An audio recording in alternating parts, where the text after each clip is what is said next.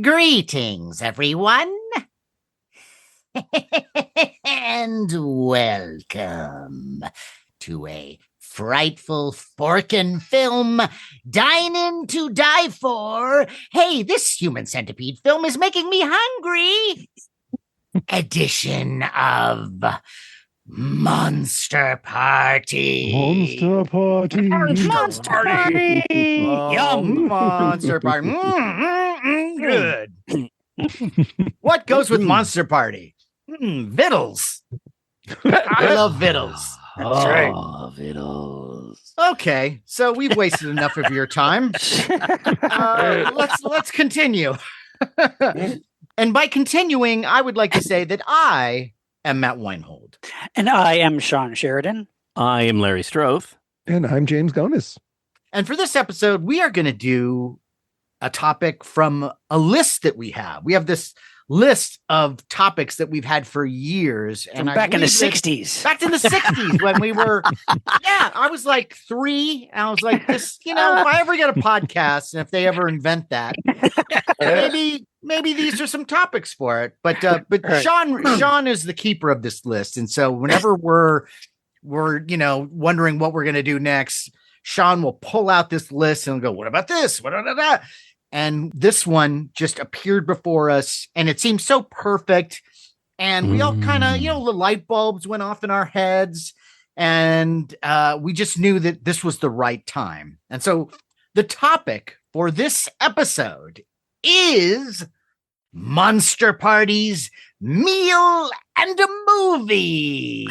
Monster Parties, Meal and a Movie. Meal and a Movie. And Matt, this is perfect because, we're getting to that season, that cool season, and people want to get together and, and eat. Windy outside. And, let's throw on a movie. And what do we eat during that movie? Yes. I didn't even think of the fact that it is kind of sort of a Thanksgiving-esque. We're getting in there. Right. Yeah, it's true.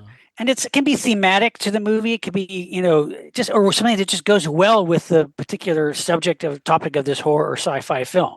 Yeah, and it could be TV too, because they're like mini movies, Anything that was put on film or video will fit within this category. So, and we've got some great suggestions, but Matt, we need someone who knows food and movies. Yes, we do. Yes, this guest of ours, he is a foodie, and and I consider him. He's a 4-course meal, maybe 5 even. I just want to eat him up with a spoon.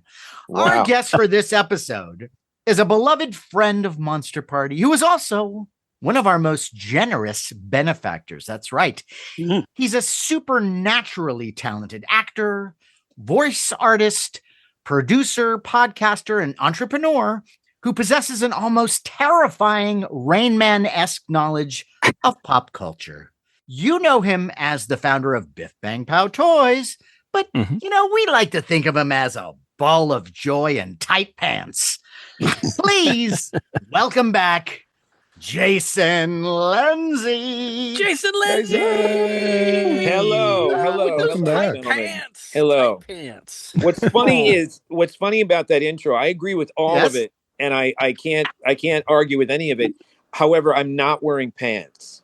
Oh, that's why they're so tight. As I tend, when I do this show, I tend to go trouserless, as you know, Matt. As we do. So, but when I do have them on, they are tight. Yeah. They are. No, I've noticed. I've noticed over the years. I think it was the trousers, if you know the Ruddles, if you know what I'm talking about. yes, exactly. I think it was the trousers. But you wear the pants, they don't wear you. That's what I like. That's right. And I wear the pants in my family because I'm basically alone. I'm single, so there's no one to take my pants. No one's going to take your pants away from you. No, not if I have anything to say about it. I think this is a terrific idea. I think Thank you. It writes itself. And then we're done here. I can't wait to hear so I'm not going to talk the rest of the show. I'm done. I can't wait to hear what kind of goodies you guys come up with, and who knows, maybe you could you know, on your website. Do you have a website? Do you know about the internet? We're working on it. We are working on it. Yeah. Well, you could maybe put up some recipes if this thing goes well. You could actually, I like you know, get some recipes going. Or remember how remember those ones you could mail away for? They'd come every month. There was those infomercials that would show up, and you got a box that came in. Yeah, you get the box, right? My mom had all those. Yeah, those, and they did ones for animals too. They had ones that were like different animals. How to cook animals? How to cook elephants, giraffes. Yeah, cheetahs. I got it all wrong. I did it completely wrong as a kid. I cooked the animals instead of just collecting cards. So, but you see, Jason, the difference. As long as it tastes good. What's so special about this tonight is, you know, those cards were great when you got them. You could, you know, find out how to make something. But we're saying, hey, if you're watching this film, what might be great? What might be a great meal? Because there's nothing better than, of course, you sit in a theater, you eat popcorn and watch a movie. But like, what about, you know, on your home theater, you're watching a Blu-ray or something? You snack or you have a whole meal, food, whatever it is. You know, like, what's a good thing to eat while you're watching some cool monster flick or whatever? And let's be clear. This isn't just about whatever's in the fridge. Like you can order something. It could be a you've prepared for this. You've prepared for the film itself to tie into the film or television show itself. So exactly, Jason, you hired people to come in. Yes, I do have. Well, I have a personal. As you know, I have a personal chef that only works about twice a month. But he'll come in and he'll do most of these recipes once we're done with the show. I'm sure. All right. Okay. See, what we said, you were the perfect guest. So yes. So Jason, do you have something? Do you have something? I think you should start. Well, I thought I'm gonna kick this off, and I'm gonna start with one that I would be shocked if one of you did not have on your list. So I thought, you know what? If I'm gonna go first, I'm just gonna go ahead and go for it. All right. Go. So let's say we're going to watch the Texas Chainsaw Massacre. Okay. Yes. Okay. Nothing goes better than barbecued ribs to watch. Oh, yes. God. Now, what kind of ribs? Where what they come from? That's not important. That's really not important. Oh, but it's barbecue. It's the best barbecue you can think of. You got to get the best barbecue, preferably from Texas if you can. No, it has to be Texas. It has to be Texas barbecue. I suggest cornbread, possibly laced with something illegal. Wait a minute. Love cornbread. Wait a minute. Oh my God, me too. I think to wash it down, you need some moonshine. And when I say moonshine, I mean some kind of homemade booze that I think would really help that barbecue go down as you're watching the film. I am salivating. Like this sounds great. And so just to kind of piggyback on your idea here, because you said you don't want to even talk about what type of barbecue it is. And for me, what I would do is I would have a traditional barbecue, but maybe there'd be some pieces that you go, well, what's this? And then you don't tell the person. It's a mystery meat, right? Mystery piece. Yes. Yeah. Well, so look, Jason, near your area, I'm sure there's something like maybe a Dickie's barbecue, or there's like Bob's homemade barbecue or something. And there's the world famous Ribs USA right up the street. Okay, perfect. Is that any good? When you plan and you say, okay, we're doing Texas Chainsaw tonight, and I want to get my pork ribs. I want to get some of the taters there and the slaw and the cornbread and then there's other things you can do. You could like the sausage things, you could kind of cut those up and put them in neat little platters. I like it. That is a really fun evening. That's great. Yes, but I say keep it going, because then after you eat the whole meal, what is dessert? It's just an old man sucking your finger. That's what it is. Right. Yes. And then instead of paying the check, you just crash through a window. You're off and away. When you get it to go and they say, "Do you want any of the wet wipes for the?" No. It's okay. We got an old man coming to suck. Yeah. Grandpa's right here. Yeah, Grandpa's here. He'll take care of it. We joke here, but what if it was like one of those skinny missile popsicles, and you could like suck on one of the popsicles. That might be shaped like a finger, maybe. Well, I don't know if they're shaped like a finger. Shaped like a finger. I'll bet you could get a mold, You know, I'm sure like there's a Halloween mold that looks like a finger. Sure. See, and you can make a popsicle and then you suck the finger and then it's themed to the movie. During that scene, you can be having your dessert. Look, or you could have the wrapper. Towards the end, too.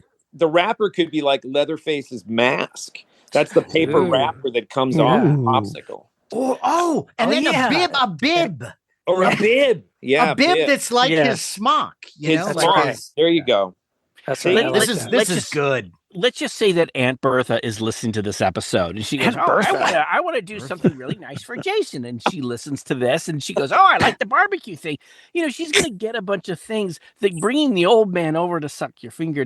That's not something they could do. But the whole, I disagree. Listen, I could, you know, in this economy, there's a man out there. You give him $5 and you go, I got a guy in my neighborhood. I can get him by 9:00 tomorrow morning. I'll suck my finger. You want a job? It's going to be 10 minutes. You got to suck a finger. And then you don't want to be that literal. And he's not even that old. Let's just say you want to try to have some fun with a popsicle. Mid-60s.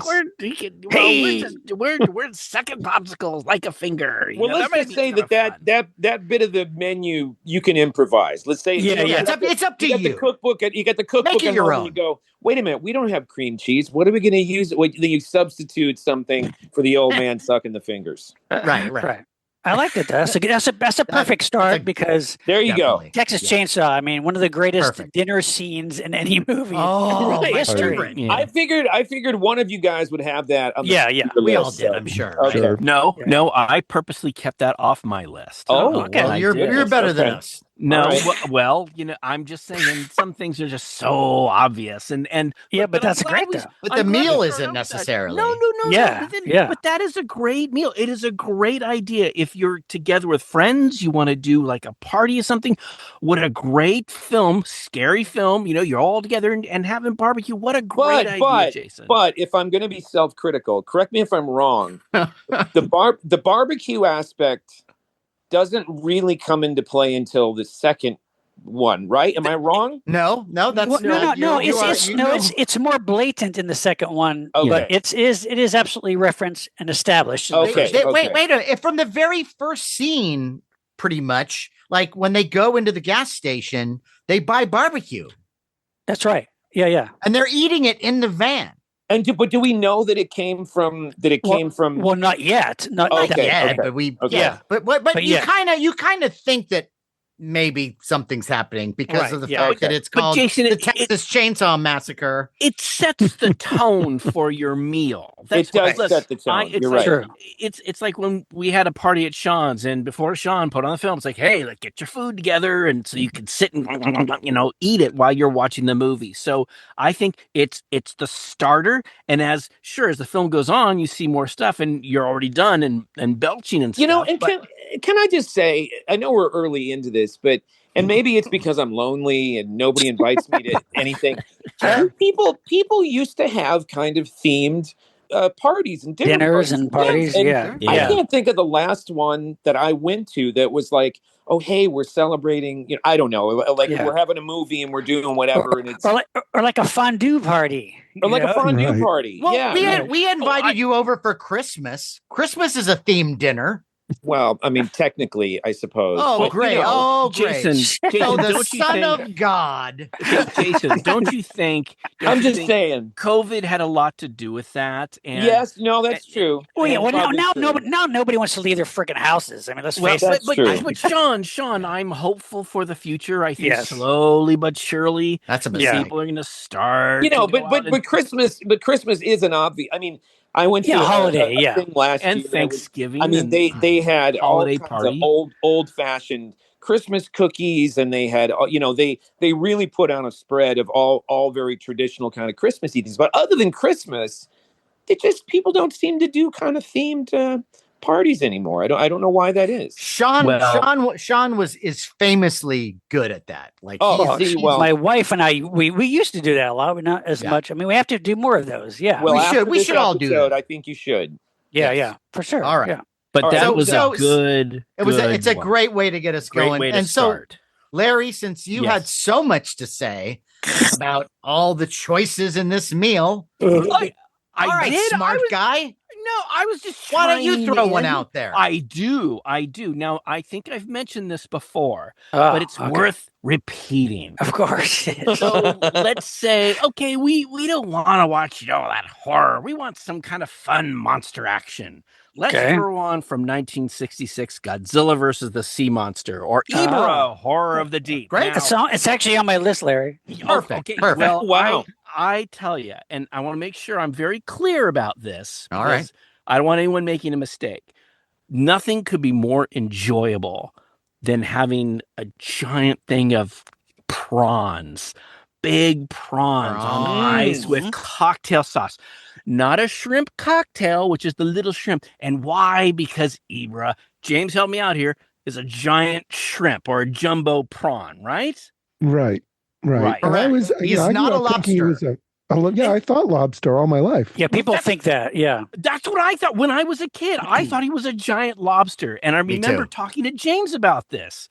And when we met and we're talking, and I mentioned, hey, he's a big lobster, and he actually had to say, well, he's not really a lobster. And at first I thought, oh, you're so full of shit. But imagine, if you will, you're gonna start this movie, and you have this giant shrimp cocktail, and you have your cocktail sauce, and you also have sourdough bread and some Pacific oysters, and a bowl of clam chowder.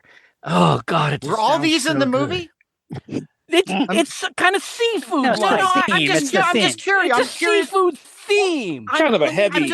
I'm kind of a heavy meal. I just want to make sure because maybe I missed something in the movie. Maybe there was a clam chowder scene. No, there's no cut out. I don't know. I'm just saying, look, the Mothra Twin Fairies had some clam chowder at some point. Both of them at the same time going, you got to try our chowder. But I want to make sure our chowder won awards. As you're eating this, you have a really nice cold bottle of Kendall Jackson Sauvignon Blanc. It's like high in acidity in the commercial. It's a classic. How the fuck they get that in the Pacific? I'm just a classic flavor. That'll settle your jumbo shrimp. That'll settle the clam chowder very well. All right. Okay. But then you top it off with oyster Rockefellers, and what those are? Yeah, you have the oyster in there baked, and so what that is it's like baked with a rich topping of like spinach and butter sauce. We researched all the recipes. No. But the great thing about it is, and you know what's so great about it is the dish was created in New Orleans at this fancy restaurant, and it was named after John D. Rockefeller due to how expensive or how the dish felt so rich. Wow. And when I watch Godzilla versus the Sea Monster, I think giant prawns, I think shrimp, and I want to live to the most with my seafood. And that's a rich meal. No, that's very elaborate. Just real quick, my choice for that would be watch Godzilla versus the Sea Monster while you're in Japan. Go to McDonald's and get a bunch of shrimp burgers. Yeah, okay, that's it. Just do that, and that's it. But I like your elaborate preparation of your stuff too. Aside from the oysters, I'm not a snob. I want to say that I like yours too. That is great.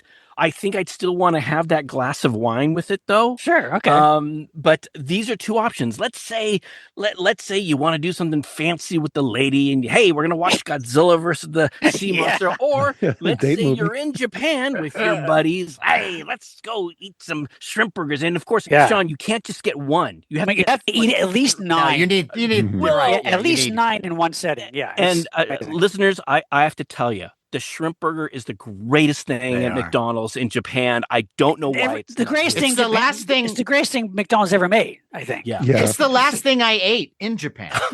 Seriously. And they call it Ebi burger. They call it Ebi fileto.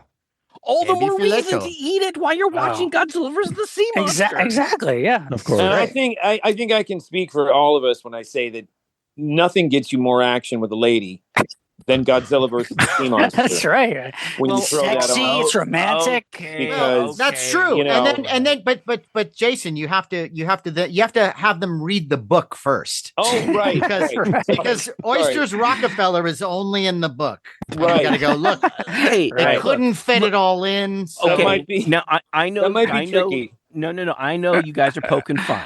But no. let me just tell you. Really? No. Just hear me out. when you invite the lady over and they're going to say, oh, really? We're going to watch that? And you go, hey, but I've got something very special planned for us to eat. And they would appreciate, Say, are you capturing me? oyster Are you going to kill Rockefeller, me? the jumbo prawns. What? Then they're going to say, are you going to kill me? Are you going to murder me? Yeah. Wait, they're not going to say that when you're watching Texas Chainsaw Massacre and you have a bunch of ribs out there? It's too on the nose. Yeah, right.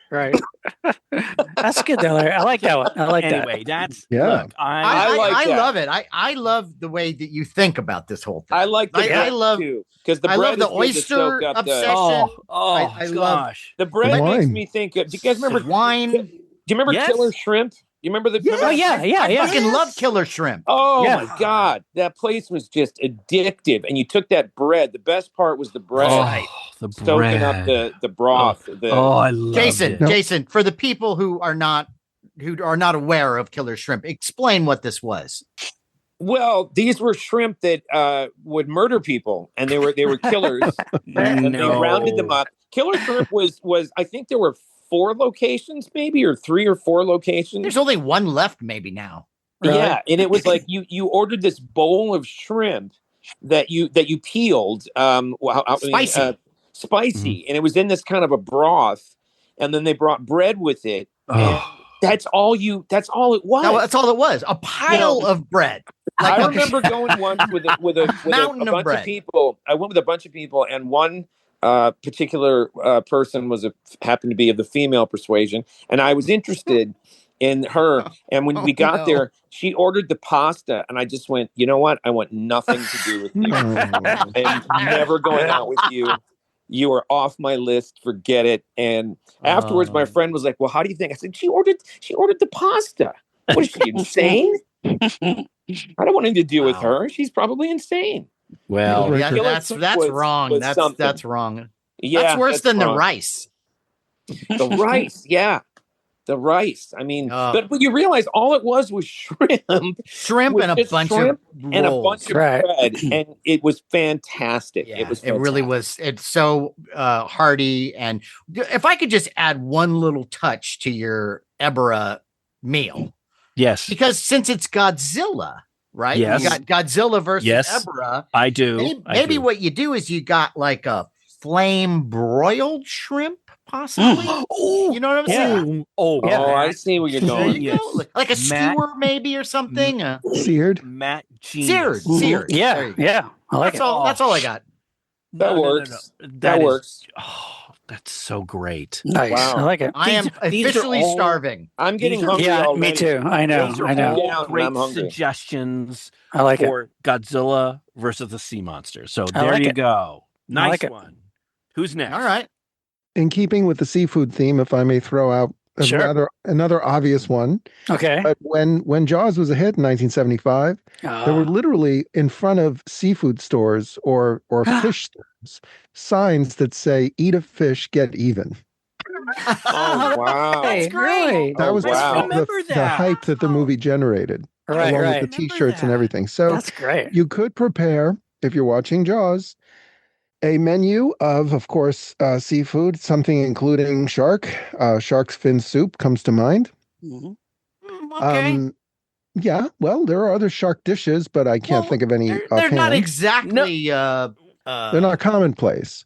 Yeah, well, they're also not politically correct these days. I was going to say, is that legal anymore to do shark fin soup? You're not supposed to eat the sharks these days. See, I feel bad. It's like, here, let's take a fin of a shark, and now a shark is swimming around with just one fin. Yeah, they die after they can't. Or those they can't. They don't have their equilibrium. Yeah, they got nowhere to go. You know what? I don't want to disturb anyone out there, so I'm going to say just make it swordfish, because swordfish is a hearty.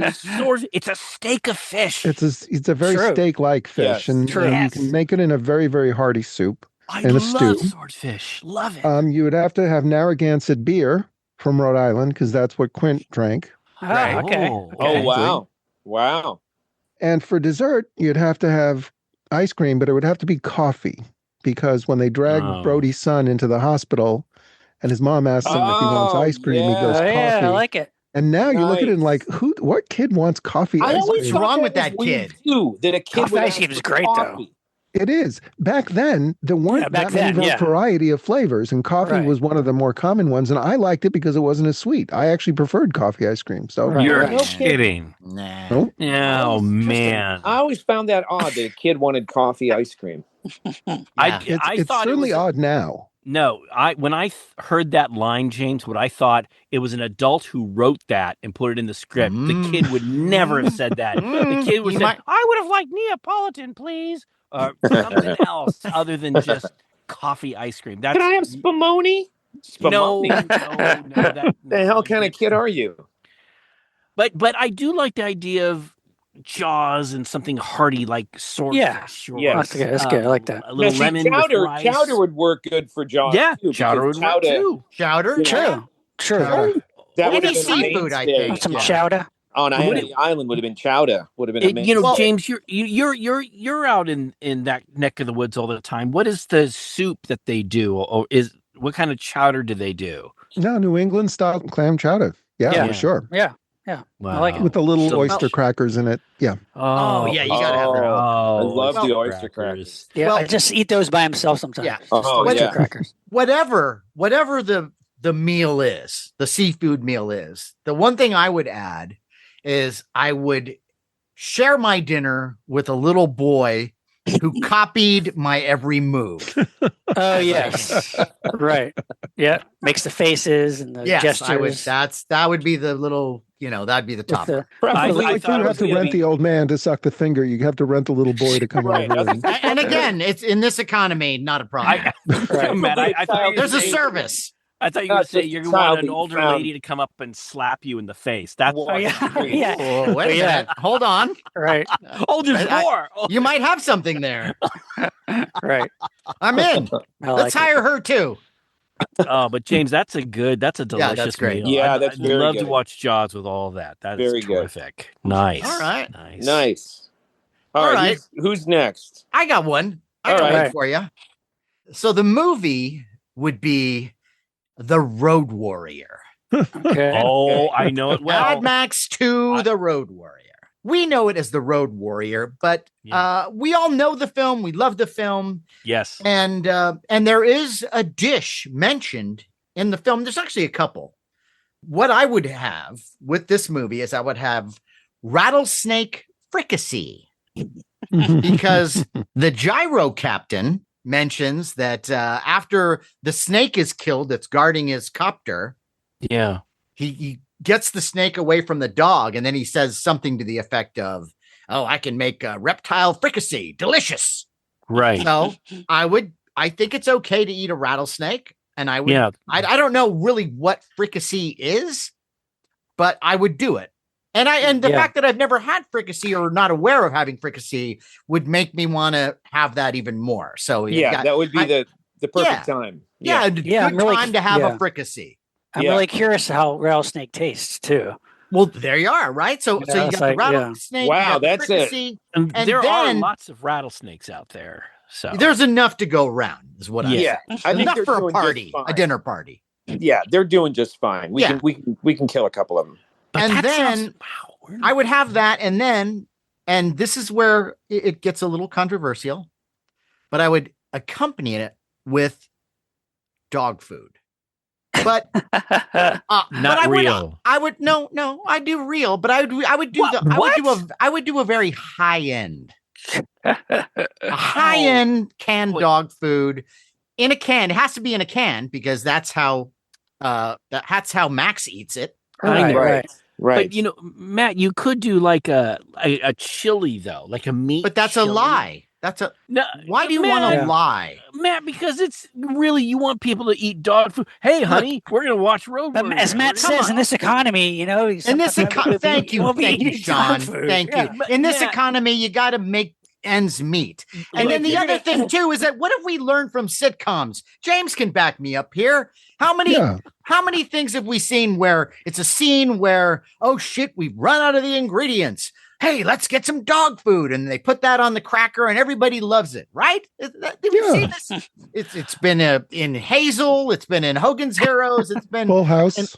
Full House. There you go. All our beloved shows. Hazel doesn't get enough credit these days. Thank you very much. You have to do a Hazel episode. We really should. We should. Hey, Mr. B. We need to do a Hazel episode. I'll happily guest on that one. I think with the dog food thing, if you're going to do this, you got to commit. I mean, if you're going to do the movie and a meal thing, you want to be authentic. You kind of got to commit. So I got to vote for the dog food. You got to kind of go all the way. There's got to be a good dog. I think if you find like a really high-end can of dog food, something Rachel Ray has a line out there, right? Yeah, and really you consult with her too. You go like, okay, Rach, please take my call because I got to know which one of this is the closest to human food. Matt, I have an idea for you. I have an idea, so you can seem authentic. Okay. Let's say you go and buy a couple cans of your fancy high-end dog food. Then you get a couple of cans of, let's say, Denison's hot and spicy chili. Okay. And you take the wrapper off the dog food and put it around the 2 cans of chili. And then you could say, hey, everybody, we're going to have dog food. You just really want to have some chili, Larry. No, I love no, he just doesn't want to have dog food. He doesn't want to commit to the dog food. See, I think we're being silly, guys. It's like I don't know. Monster Party silly? High-end dog food. That sounds like a great idea. No, I'm just you're commenting on something that you have no knowledge about. You're assuming that there's no good dog food out there. True. I mean, and I'm saying there is. If you're going to do this, you got to go method. You got to go Road Warrior and a meal. You got to go method. I'm sorry. You have. How about this? How about Let this? me know then? when you're having that party because I might be ill that day. Who said you were invited, Larry? Unbelievable!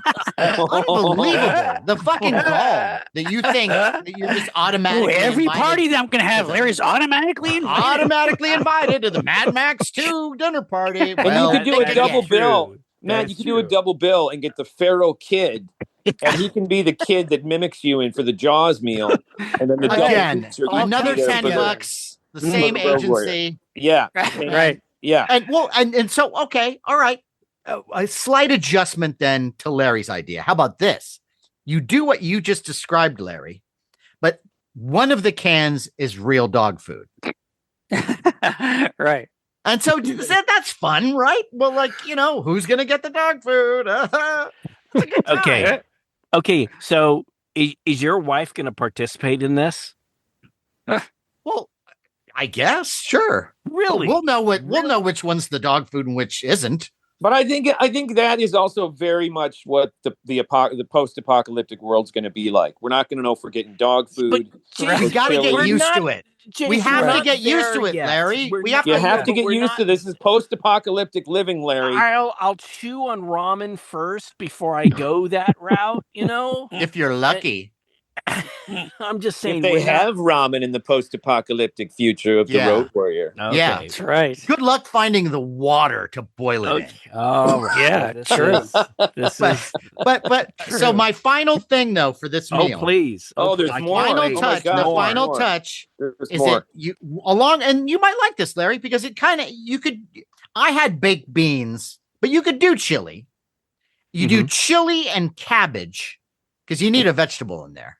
And that way, after the meal, you could leave the gas and walk away. Nice. Good night, everybody. Well, yes, you bring up a good point. I gotta say, I can't tell you the last time I had baked beans. I got nothing against them. I just never have them. But if I see I love baked beans. If I see anybody eat baked beans in a movie, I have got to have them right now. I don't know what it is. They always look great. They do fantastic. If it's a Western, Once Upon a Time in Hollywood, when they did that scene where they're eating the chili and the beans and the whatever. Chili or baked beans for me. Yeah. It's like, Yep. I see him eat. There was a movie, They Call Me Trinity. Do you remember those movies? Oh yeah, Spaghetti Western. Yeah. Spaghetti Western. And I think the first one, he's on like a board getting dragged by his donkey or his horse, whatever, and he's in like long underwear and he's broke. But he goes to this little shack and all they have are these wooden plates, and then he gets this big like trough in this big plate of baked beans. And I remember seeing it as a kid, and all I wanted was baked beans. Like he just devours it. There's something about baked beans that is an aphrodisiac to watch. No, I film. agree. I completely agree. And like Blazing Saddles is even, of course, with that, even Blazing Saddles, even that'll still, it still doesn't ruin it. Yeah, it's still appetizing. I love them. Yeah, it's true. It's a good one. Well, that's an interesting meal. With that, thank you, Larry. That's interesting. All right, what do we got? I love it. So I'm making a menu right now. I'm going to open a restaurant, so let's keep going. Well, Jason, I think we're kind of sort of back to you, right? Are we back to me? Well, I don't know. If No, because I didn't go yet. I'm sorry. I'm sorry. I threw in my Ebro one as a bonus. I'm sorry. I'm sorry. Go, Sean. Go ahead. Okay, go for it, Sean. This one, I would think that everybody here loves a good burger. Right? Mm-hmm. Yeah. Oh yeah. Sure. Like How do just curious? How do you guys like yours? The meat cooked? Oh, medium, more in the medium well. I'd Medium say well. medium to medium well. Really? If Really? it's a burger, if it's a burger that has, I like mine really well done. Okay. Really well done. Yeah. Sure. But anyway, so I would say in this case, though, either if you're a good cook yourself, to make yourself a really good, like really go all out, delicious burger, or get somebody, order it or have somebody make it. Now, the reason I'm saying the food first is because I would say this has to be a cheeseburger. A really good deluxe, excellent cheeseburger. And with the movie would be from 2022, The Menu. It's on my list. On my list. Because a cheeseburger fits into the important plot point in the movie towards the end, which I won't say if you haven't seen it. But the menu is about these foodies who go to this very high-end exclusive restaurant on this remote island, and Ray Fiennes is the this amazing chef, and he cooks all this gourmet food, but a cheeseburger does figure into it at some point in the story. And so I would say start watching the movie, and then maybe halfway in, make yourself the cheeseburger or order the cheeseburger, whatever. Like really, I love some it. Fries, right? Like really good deluxe. And you're cheeseburger. talking like a restaurant style cheeseburger, like a big thick. Yes, like a burger, like a Bob's Big Boy, like cheddar burger. Cheese, and like some just go all out. Yeah, and I think that would be a great meal to have with that movie, because movie's all about like foodies and these kind of pretentious. Any sides or any kind of you could have French fry. I mean, you could have French fry. Do your classic side. Do French fries and a pickle, onion rings. Onion rings. I have a dessert. Okay. Ooh. And what would that dessert be? S'mores. So you were gonna say, I thought you were gonna say dog food. Honestly, I'm not gonna lie. I thought we were gonna go right back to dog food. There's God. There's an interesting variation on s'mores. Yes, that's true. Yes, that's true. Yes. So Sean, that's a great. There you go. That's a good meal. It's a good meal, and it's a good movie. And it's not too elaborate. It's a very simple, It's regular Joe. But satisfying. But it's very satisfying. Yes. I like it. I like it. Nothing like a big fat restaurant burger. Boy, let me tell you. That's right. Okay, it's now? It is back to you. Yes. Is it back to me? Okay, so I'm going to mix it up a little bit here, because we've been kind of going, there's a certain theme that's been going on. All right. So this is, I'm going to do 1982's Blade Runner. Okay. I'm not sure if you guys are familiar with that movie, or if you I've heard of that. Yeah, I've heard of it. Yes. Not familiar, but Japanese noodles. Great. Okay. Big bowl of noodles, maybe some fish heads, as long as the eyeballs aren't looking at you, and they're maybe deep fried, right? Especially, and then like a margarita kind of martini that he drinks in the bar that has the worm in it. Right. So you'd have to have that with your meal. Okay. Yeah, I like it. So that's my futuristic one outside of the horror ones, basically. Okay. Yeah, that's good. Okay. It's got to be noodles. It's got to be noodles. No, it has to be noodles. It has to be. Do we have to, Jason? Do we have to have the fish head? Can we just have like the fish, the middle right? part? Just the middle part of the fish. I mean, I don't know. He has fish heads in the film. I know. I thought they were full fish. I feel like I mean, I feel like you can maybe you can cut the nose off and lose the eyeball and just have the head. Well, it's cleaner if you just take the head and the tail. Well, you can take out the eyeballs and put them in a separate plate along the lines of "I only do eyes." Right. Sure. You can, exactly. There you go. I'll take the eyes on the side. There it I only is. do eyes. Yes. Wow. I like it. Well, how about this then? How about just to add a little side dish? A hard-boiled egg that you have to pluck out of boiling water with your bare hands. Yes. True. I like it. I like that. I think you'd have to include sushi because in his narration, I think that's the first word in the movie. He goes, "Sushi. That's what my ex-wife called me. Raw fish." That's right. That's right. He's doing the chopsticks. Oh. Yeah. He's doing the chopsticks back and forth, to get the shavings off the chopsticks. Basically. Right. That's right. And that could be everybody's eating sushi and noodles, and that's pretty much what 2019 Los Angeles is. There's also that bottle of booze that he gets, which I think is scotch. Yeah, I think vodka. So. And he also drinks Chinese beer. And he drinks Chinese beer. That's right. Right. That's right. Any one of those works, if not all of them. Yeah. Basically. Yeah, and Coca-Cola, right? Isn't it Coca-Cola like a Coca-Cola's in there? thing? Yeah, Coca-Cola and Atari and so many. Wow. Yeah. Wow. Right. And I would also I would get someone to come up with an imitation owl meal. Or maybe a cake, an owl-shaped cake. There you go. Perfect for the end. Everybody loves owl cake. Okay. And then you can go, is it real? It's like, of course not. It's not real. It's a fucking cake. Right. Right. What do you think? That's good. I like it. Yeah. So there's nice, sci-fi seasoning for the menu tonight. Okay. All right. Nice. Okay. Perfect. Well, along those lines of sci-fi, we're gonna go farther in the future. Uh-oh. Let's say when we're actually going to Mars. And I'm talking about, let's say you want to look at a futuristic movie, you're going to throw on 1964's Robinson Crusoe on Mars, directed by Byron Haskin with Paul Matee, Victor Luden. And okay, guys, if you're not familiar, you have this astronaut who is stuck on Mars. It's a great movie. How Yeah, it's a good movie. survive? Great. And thank goodness he has this little monkey named Mona who kind of helps discover these Delicious. caves, that inside the caves Tastes delicious. there's this melted ice caps, there's water, and there are these strange little plants in there that both like Mona is trying out. And so the astronaut tries them out, and he actually calls them sausages because he cuts them up, and it looked like these little thick pieces of meat.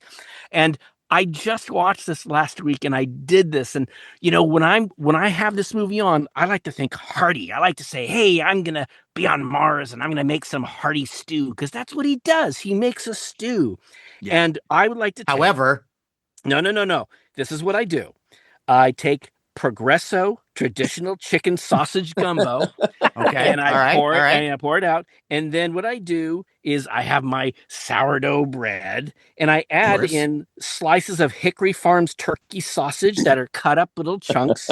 All right. And I also have, those packages of ready to go rice. I think it's like Uncle Ben's, you throw it in the microwave. Yeah. So That's minute good, rice. actually. So you have this soup, and then I throw in a package of rice. I throw in these chopped sausages things, and I mix it all up, and it's this terrific gumbo. It's like Mars stew. Yes, it is like a Mars stew, and I feel like that. I'm on Mars. But I don't stop there. I also have a nice bottle from Vampire Vineyards, a nice bottle of Merlot, which goes nicely with my red sauce of the soup. So I've got my fancy wine. Now, of course, the astronaut on Mars doesn't have the wine. But that's me saying, hey, I'm with a lady and we're watching, hey, we're going to have this wine while we have our special stew. And look, don't think that, it's Progresso. No, it's a fancy soup, and you throw in this other stuff and mix it up. That is a good soup.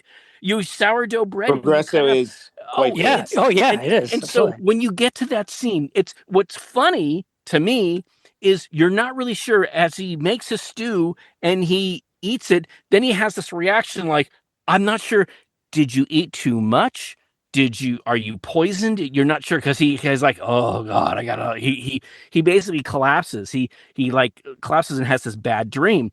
But that soup, I always love that scene, and I love having my own gumbo soup with my extra things as I'm watching that movie. And then what about the monkey? Do you have a monkey too that can watch a movie with you? Or how about like a stuffed toy or a stuffed toy or a monkey? Stuffed toy monkey that can be there. Jason, look, let's just say that sure, I do have some stuffed monkeys I could put in the room. There you go. If I wanted to. I'm just saying it is not a requirement for this meal and a movie. It just adds a little atmosphere if you want to feel more like Robinson Crusoe on Mars.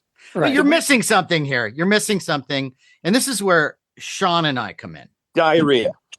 Dog food. And I guess I think James also is part of this camp. We could all help you with this. And that is, you need something that mimics the effects of the sausage in the movie. So what you do is you add a little bit of cannabis sativa. And you cook it all up in there, and you're eating your soup, and all of a sudden, microdosing. Yeah, that soup is getting tastier and tastier. And then you really go to Mars. James. And then you go, oh, I feel bad. Oh, but I feel good. Conk. James, what do you think? No, I'm all for that. That sounds. Really? I'm there. Really? Yeah. Right. Mm-hmm. The yays have it. Well, how is it that you guys are? Yeah, let's throw some of this into the soup. And that's when the monkey slaps his forehead and goes, "Fuck, we are never getting back to Earth." but look, you're so fucked. If you haven't seen the movie, it's a great movie. It's a fun movie. The great thing is the director really tried to make it as realistic as possible. Yeah, based on a true story. It's based on a true story. That's true. Well, that's right.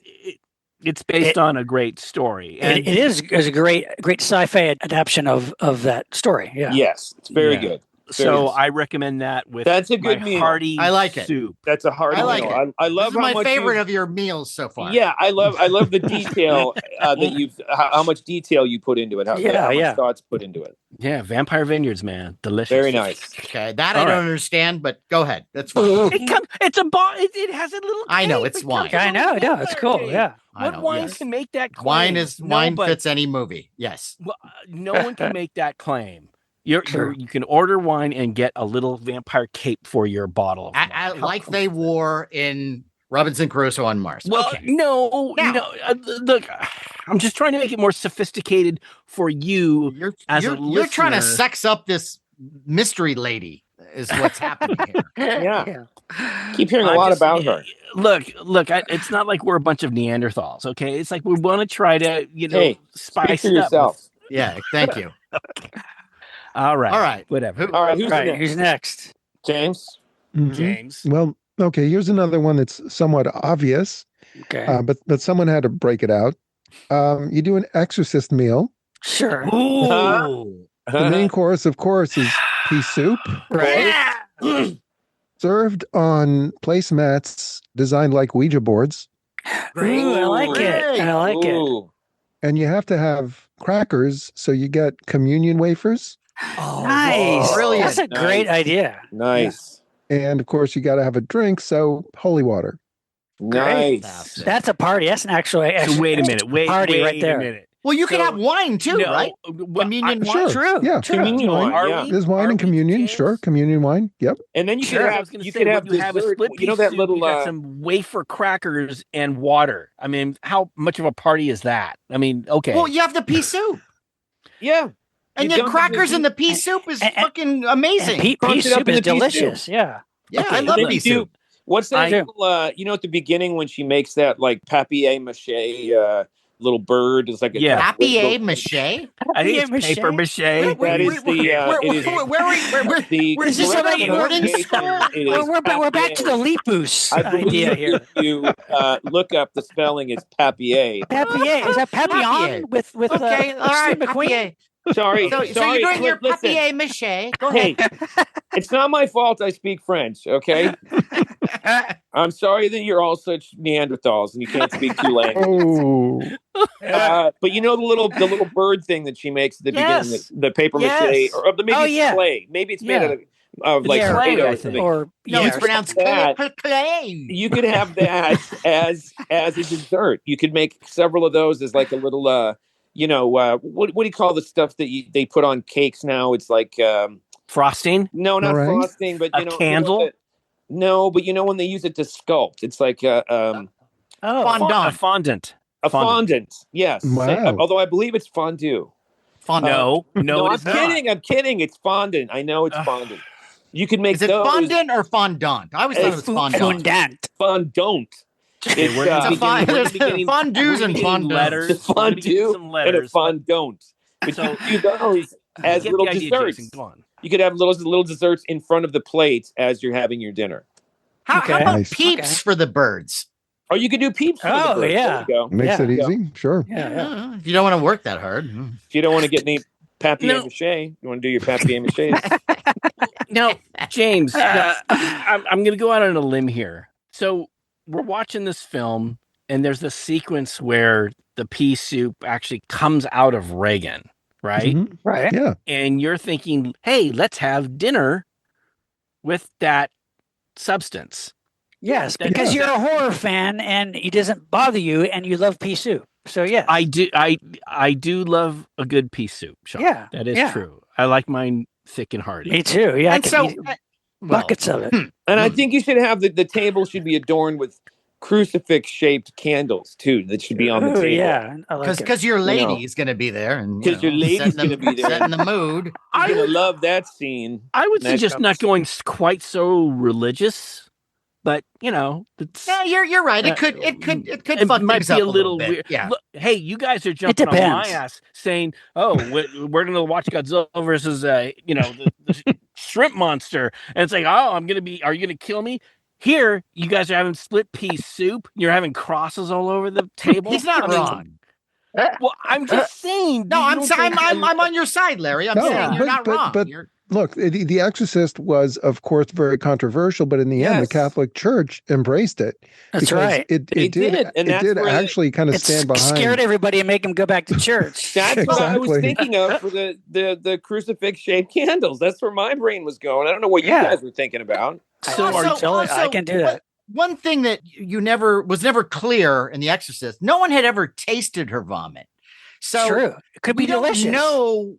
It might have been great, because when you think about it, it's like it's coming from the devil, right? And so the devil is like a tempter.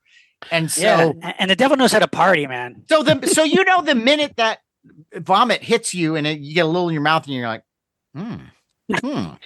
Well, I think we know garlic? That my understanding is was it Jason Miller, when he was there, it was supposed to be shot onto his chest. Yeah, really? Filmed it. It went right into his face, and that reaction is his real, honest reaction. Leave it to Wayne Friedkin to surprise the actor on set. It was meant to hit his chest, and it went right in his face and his eye, and he grabs it off, and then they cut away, but he was fuming because that went wrong. Yeah, right. It's a great scene. Of course. Interesting dinner choice, James. I think it's wonderful. I think if you know going in what you're exactly subjected to, it's not just all of a sudden dropped upon your female date. Yes, that I think it's okay. I love we've got this hypothetical female that's had all these movies. She suddenly showed up. Suddenly making around. Larry invited her. She gets around. She's going to this bizarre festival we're doing where we're making dinner to go along with all. I like her. I like her already. I like her too. She's got funk. And look, I'd like to know where she lives. Look, and let's just say it's a significant other. So if you're a lady out there listening about inviting some guy over and you want to do an exorcist thing, look, we know. Right, right, yeah. There is a monster party listener, Angela, who is a big Exorcist fan. Oh, yes. Chicago. And she has a statue of Reagan in her house. Really? Well, we all do. Yeah. What? Is she single? I don't think so. No. Never mind. Last time I checked. She's amazing though. Yeah, never mind. She's great. Yeah. No, she's fantastic. She's fantastic. And I'll bet you in a heartbeat she'd do this meal. Yes. She might have already done it. If she's got a statue. Now I have to send her an email. I gotta ask. Hey, send her the recipe. Did you know there is a oh God, what's the company that does these? They're really overpriced, but they do these like not ceramic, but sort of like figurines for different movies, and they made like the Beetlejuice house that lights up. Almost like I think we saw. Yeah, I think we saw this at Comic-Con. This last Comic-Con. Okay, they did one. They did one for The Exorcist. Yes, we saw that. Yeah, he's in he's on the sidewalk, and it plays Tubular Bells. It's fantastic, but it's like hundreds and hundreds of dollars. Yeah, it's like $350. It's a bit pricey. But with Christmas, although, just to add, in case any of you care, the Warner Brothers store over, in when you go to where the tour is over, all of them are like half off because of Halloween. That Exorcist house, and it's only, I think it's 110 instead of 230 or whatever it is. But it's really cool. It's really Hey, that's cool. Here's a good idea then for Christmas. If you're gonna do a meal with a movie, how about making that house out of gingerbread? That's clever. A little gingerbread exorcist man, little Father Marin, little gingerbread Marin out front. I like it. Great idea, Matt. That's great. I like it. Welcome Christmas. I like that. We're gonna open a restaurant before this episode. We should. It'd be a hit. Well, James, that was a very interesting meal. Very interesting meal. Very good. Matt. Excellent. Matt, you're up, I think, pal. Well, I mean, I wouldn't be me if I didn't suggest this movie. If I didn't go for dog food, it's coming. Bring dog food into it. It might not be exactly the one you thought, but and it's not going to upset Larry as much as he thinks it. But the movie is Night of the Lepus. Of course. It's on my list too, yeah. What is it with this movie and you guys? This movie, greatest movie ever. This movie is mentioned every episode I think I've done. Pretty movie, yeah, I'm sure it is. Gets mentioned. So Jason, because of the way you explained the title to us. It's the Lepus. It's the Lepus. The Lepus. The Lepus. So for a Night of the Lepus meal in a movie, okay, I wouldn't want to eat any rabbit meat. I know people eat rabbit meat, but I wouldn't feel right about that because the movie makes those bunnies look just way too damn cute. Adorable. Right? Yeah. I couldn't do it. Right. But instead, so I would do something a little different. I would start kind of with a dessert. But it's interesting, it's kind of an adult dessert. I would get a chocolate Easter bunny. The hollow kind, right? Okay. I love it so far. Yeah. Okay. Right. I would fill it with brandy and strawberry quick. Matt. Oh, I like that. Interesting. Yeah. Because you got that rabbit mascot. You got the rabbit mascot, Nestle, right? And the brandy is just for me. It's a little something for daddy. But I like that. I like that. But I would. So then I'd have that. I'd be very Larry Stroked with this. I'd have a straw in it. Ooh, I'd drill a little hole, and I'd have a straw, and I drink it, and then I get to eat the chocolate afterwards. So, I like that. So lots of fun, right? Matt, and while you're doing all that, for the whole meal, you have to wear rabbit ears. I do the full Lepus. Full costume. I would do full costume. And that would work for Watership Down too. You could do a. That's true. That is very true. Just fill it with pink quick and booze. I'd have to have the chocolate bunny drowning in some water or Jason, something. it's a different type. That's a different type of movie. But it's still rabbit themed though. But it's a little harsh, it's dark. No, I know. I was just saying, Watership Down. I saw that as a kid in the theater. The sauce. And what'd you eat? I don't think I ate anything. I think I was too terrified to eat. I just couldn't wait to get out of the theater. But Matt, I really like this idea of the chocolate and the liqueur. Yeah, it's good. It's right. So I want to do this. It sounds good, but now we've had our dessert first, so we need some vitamins in there. Okay, and sure. I don't know about you, and I don't think this is too insane or anything like that, but a carrot bisque. Just a nice carrot bisque. Oh, yeah, I can see that. That's good. Carrot bisque. Healthy. You would start with dessert. So you do the drink and then eat the bunny. Do the carrot bisque. And then I would have the carrot bisque. Okay. But see, I need something a little heartier to go with that. So then I would have some Welsh rarebit because it sounds like rabbit. And it is sometimes called Welsh rabbit. Right. That's true. Wait, true. You would eat real rabbit? No. No. Welsh rarebit, which is a British melted cheese and bread dish. A cheese dish. Yeah. Ooh, very hearty and filling. And so you get that. And then I need one more dessert. Yeah. And I'd go simple. A bowl of Trick cereal. Wow. Yeah. Silly rabbit. That makes sense. I like that. Matt, that is a fun meal. That is there you go. No, I'm serious. I wanted to redeem myself in your eyes, Larry. Yeah, I have to tell you, this is really a neat meal. I guess you could throw in a little salad, maybe a little salad. Sure, yeah, salad. Right in the middle, maybe. But I'd love with some carrots, maybe. The thinly sliced. The tricks at the end is such a great idea, Not a big bowl, just a little. No, a little modest, bowl and with a little milk, and it's you're done. Crunchy. What a fun meal! It's a fun meal, everyone. Wow. I think your lady would like this, and my lady would be there was be tricks, not just be for kids. I'm telling you. Is this lady Tilly Norwood? The AI actress, because I think she's imaginable. She's just like completely made up. He's out there. I think this somewhere. The night of the Lepus meal would have to be something that was like arranged a month in advance at the restaurant. Like it's not going to be on the menu every night. This is a very special. Specially prepared meal. This is gonna be happening at Matt's place. I see. Right. Thank you, Larry. This is something I can easily pull off. I know I could. I think I would even prep. I think I would even want to do a fresh carrot bisque. I think I would tackle that. Sounds delicious. Wow. What a fun and for that film.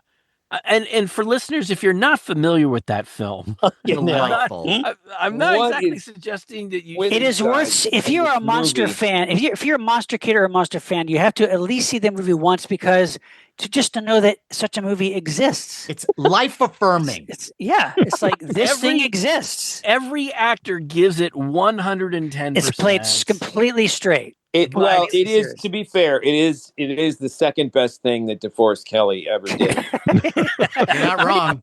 Pretty much. It is one of his second best performance. You know what's funny is in thinking about this, and I couldn't come up with anything, but I kept thinking about, in the original Star Trek series, remember when they'd have meals or they'd have like banquets and they had those brightly colored, what looked like melon cubes or something. Right. Yeah. What are those? I kept thinking about something for that, but I couldn't come up with enough of a what the hell?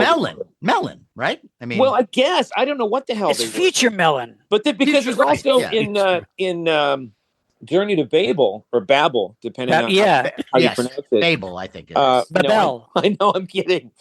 They one of the characters puts two of them in their drink. Yes. Oh yeah. Yes. But and I'm like, what is it? Is it food? Is it ice? What is it? I'm sure somewhere, some Trek Wikipedia page, they explain everything of what it is. I'm sure. Yeah. Yeah. Well, it always made me hungry when I was a kid. I thought, this looks like a bunch of candy at their banquets. Yeah, true. Yeah. True. I want to join Starfleet. Seemed like a lot of fiber is what I. Yeah, probably a lot of fiber. It's like the same thing with like the time machine, like in the George Pal time machine. Oh, all the Eloy have is fruit. It's just fruit. Yeah. It's like, they are so regular. Until their death. They're never making love. They're never making sweet love to keep the species going. No. Yeah.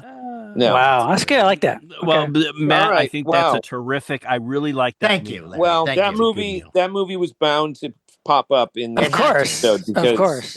Okay. And I don't know if it's in all the other episodes or just the ones that I'm. It is in several. It is definitely in other episodes. Good Lord, you guys made the movie. I swear to God. They owe us money. Okay, is it my turn? No, it's not. Everybody seems to be forgetting that I'm also on this podcast. Not this time. Who are you again? Sorry. Okay, no. This one is very simple. This one This one's very simple, and it's really just a dessert. This is just a dessert, really. Okay. But you can have a couple things with it. But now the movie would be a double feature of Plan 9 from Outer Space and Tim Burton's Ed Wood. Ooh. Now for the drink, for the beverage, I say, Larry, you can have a Merlot, you can have the vampire wine because, of course, Bela Lugosi is in it, right? So have some wine. Right. But this is a dessert only thing, and the dessert would be. Stay with me on this. The dessert would be several cream pies. Okay, just cream pies. Okay, cream pie. Right. So you watch these movies, and as you're eating the cream pies, as you finish each pie, you take the silver tin, and you take 2 silver tin pies, and you put them together and make the flying saucers. Nice. And would use for the flying saucers in the film. And of course, Tim Burton recreated that. Very good. And Ed Wood. And of course, you should just gorge yourself on cream pies and wine, all while wearing an Angora sweater. Nice. There you go. The Angora sweater has to be a no argument. Like everybody has to show up in an Angora sweater. Or something Angora. If you're going to that dinner party, you have to wear something like that. Right. Except your female friend. Except your female friend, right, who will be in drag as a man. And Sean, exactly. I would have to say, I think this is a really neat dinner idea because you can have fun at the end. You can hang from strings and do the. I wanted to point out something very, very important. The pies that you get, you want to make sure they're the miniature, smaller pies that are made out of the foil. Yes, the actual foil dish thing, not the larger ones which are made out of aluminum. A thicker aluminum, Yeah, it's the flimsier looking one. It's the flimsier, lighter foil tin that you can put together and you can throw it and fly it. It looks just like a flying saucer. If you use the heavier ones, it won't work as well. Right, exactly. Good point, Larry. Also, if you have 2 miniature ones, that's I can eat that instead of right, true. Because you'll just and I just want to add that I'm liking this imaginary woman more and more the more we she's great. The more movies she really is. She sounds like she is my ticket. I mean, right up my alley. She's there. You guys are hitting it off. She's the constant. I think we're going to hit it off. If she's going to go to all these dinner parties, we are going to hit it off completely. All right, I like it. There you go. That's a great one, Sean. Nice. That's a great one, Sean. I'm sorry that I cut you off. Wait, Jason, it's your turn now. Is it my turn? It is. Yes. Okay, so I'm going to break the rules a little bit here. Okay. Oh no. Well, because I feel like you could do like a double bill and it works for both. Okay. So you could do an American Werewolf in London. Okay. And Shaun of the Dead. Okay. And your meal starts with a bunch of bags of various crisps, which is what they call, potato chips over there. Right. Chips. And plenty of pints. You're going to start with a pint, but you're going to drink more as the evening goes on. Mm-hmm. And then you're going to get fish and chips. And as I said, many, many pints of beer as the night goes on. I like that. You have to, you can get fish and chips to go. You can have it in your home as well. Sure. Right. You've got to have, kind of a British atmosphere. Yeah, like pub. The beer battered fish. I love it. I'm the there. vinegar. Vinegar. It's got to be part of the I think you just do American Werewolf in London with that. I think that's. But Shaun of the Dead works too. That works. But Shaun of the Dead works. They're both. They're both always eating snacks and Yeah, Werewolf has got the opening in the pub, and then we get there later on in the movie when the doctor shows up. Shaun of the Dead, it's more of a key player in the film. Yes. But I say bring on all the Brit pub food and do a double bill. I would also suggest you include lamb on the menu because the pub in American Werewolf is the slaughtered lamb. That's right. Lamb on the menu. See? There you go. I like that. Itself. Like little slices of lamb, huh? Right. And then you could do some little some little cakes or some pies, as well. Right, staples of like staples of like a food. berry pie or like a meat pie. Sure. What kind of either or. Well, if you wanted to bring in Sweeney Todd, you could do a whole other kind of pie. Well, Sweeney Todd was on my list.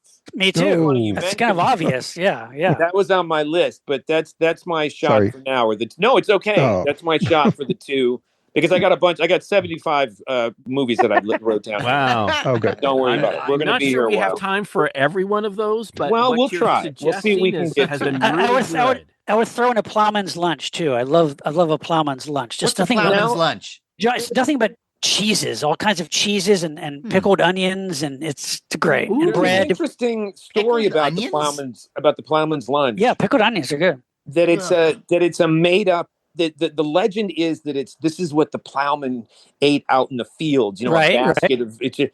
But that's kind of a myth, really. And they put it on menus in the 70s, I think, in pubs to act as if it's a part of the culture. Really?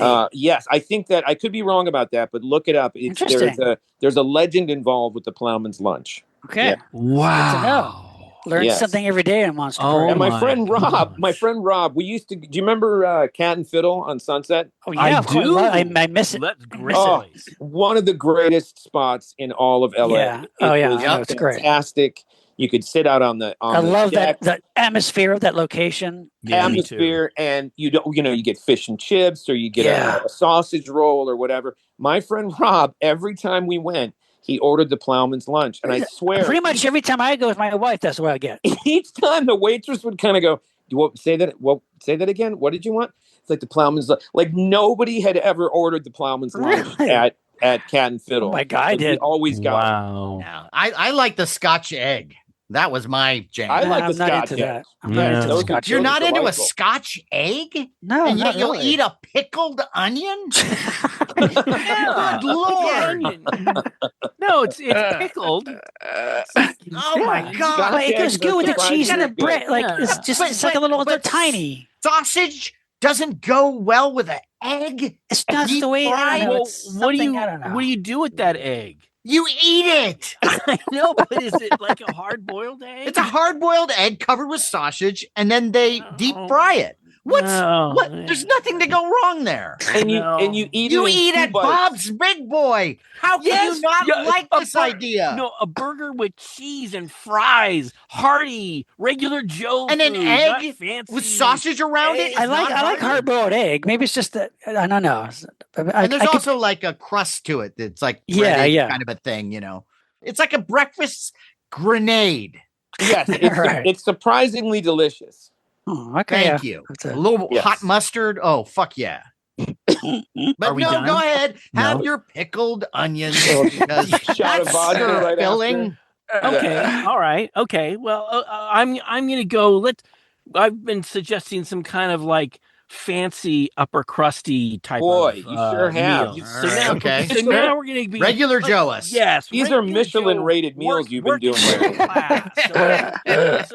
So let's say you're in your apartment. You're gonna want to have like a really neat, hearty meal when you watch a movie. Is the lady over? Is she here? Yeah, she's there. Okay, she's already there. All right. She's had a long day working accounting. Yeah. Okay. Yeah. Now she's come over. Yep. And we're gonna watch a great middle class movie. Yeah. From 1982, we're gonna watch Poltergeist. Poltergeist, directed by Tobe Hooper. Here we go. You know the story, starring Joe Beth Williams, Craig T. Nelson. I can already hear Matt's eyes rolling. Let's say we're gonna have something that America loves. We're gonna get some Kentucky Fried Chicken, and we're gonna get some sliced tri-tip steaks. And we're gonna cut them up, and we're gonna grill those with our Kentucky Fried Chicken and mashed potatoes, and we're gonna have a nice all-American beer. We're going to have Pabst Blue Ribbon with Attack Peter Godzilla on it. Yeah. Wow. What? You can get right now. Peter Godzilla? Yeah. You know the guy that at Mondo that signed my creature? The artist, The artist, he designed this Godzilla that is on the Pabst Blue Ribbon can. That's cool. Right now? If there's anything that says poltergeist, it's that.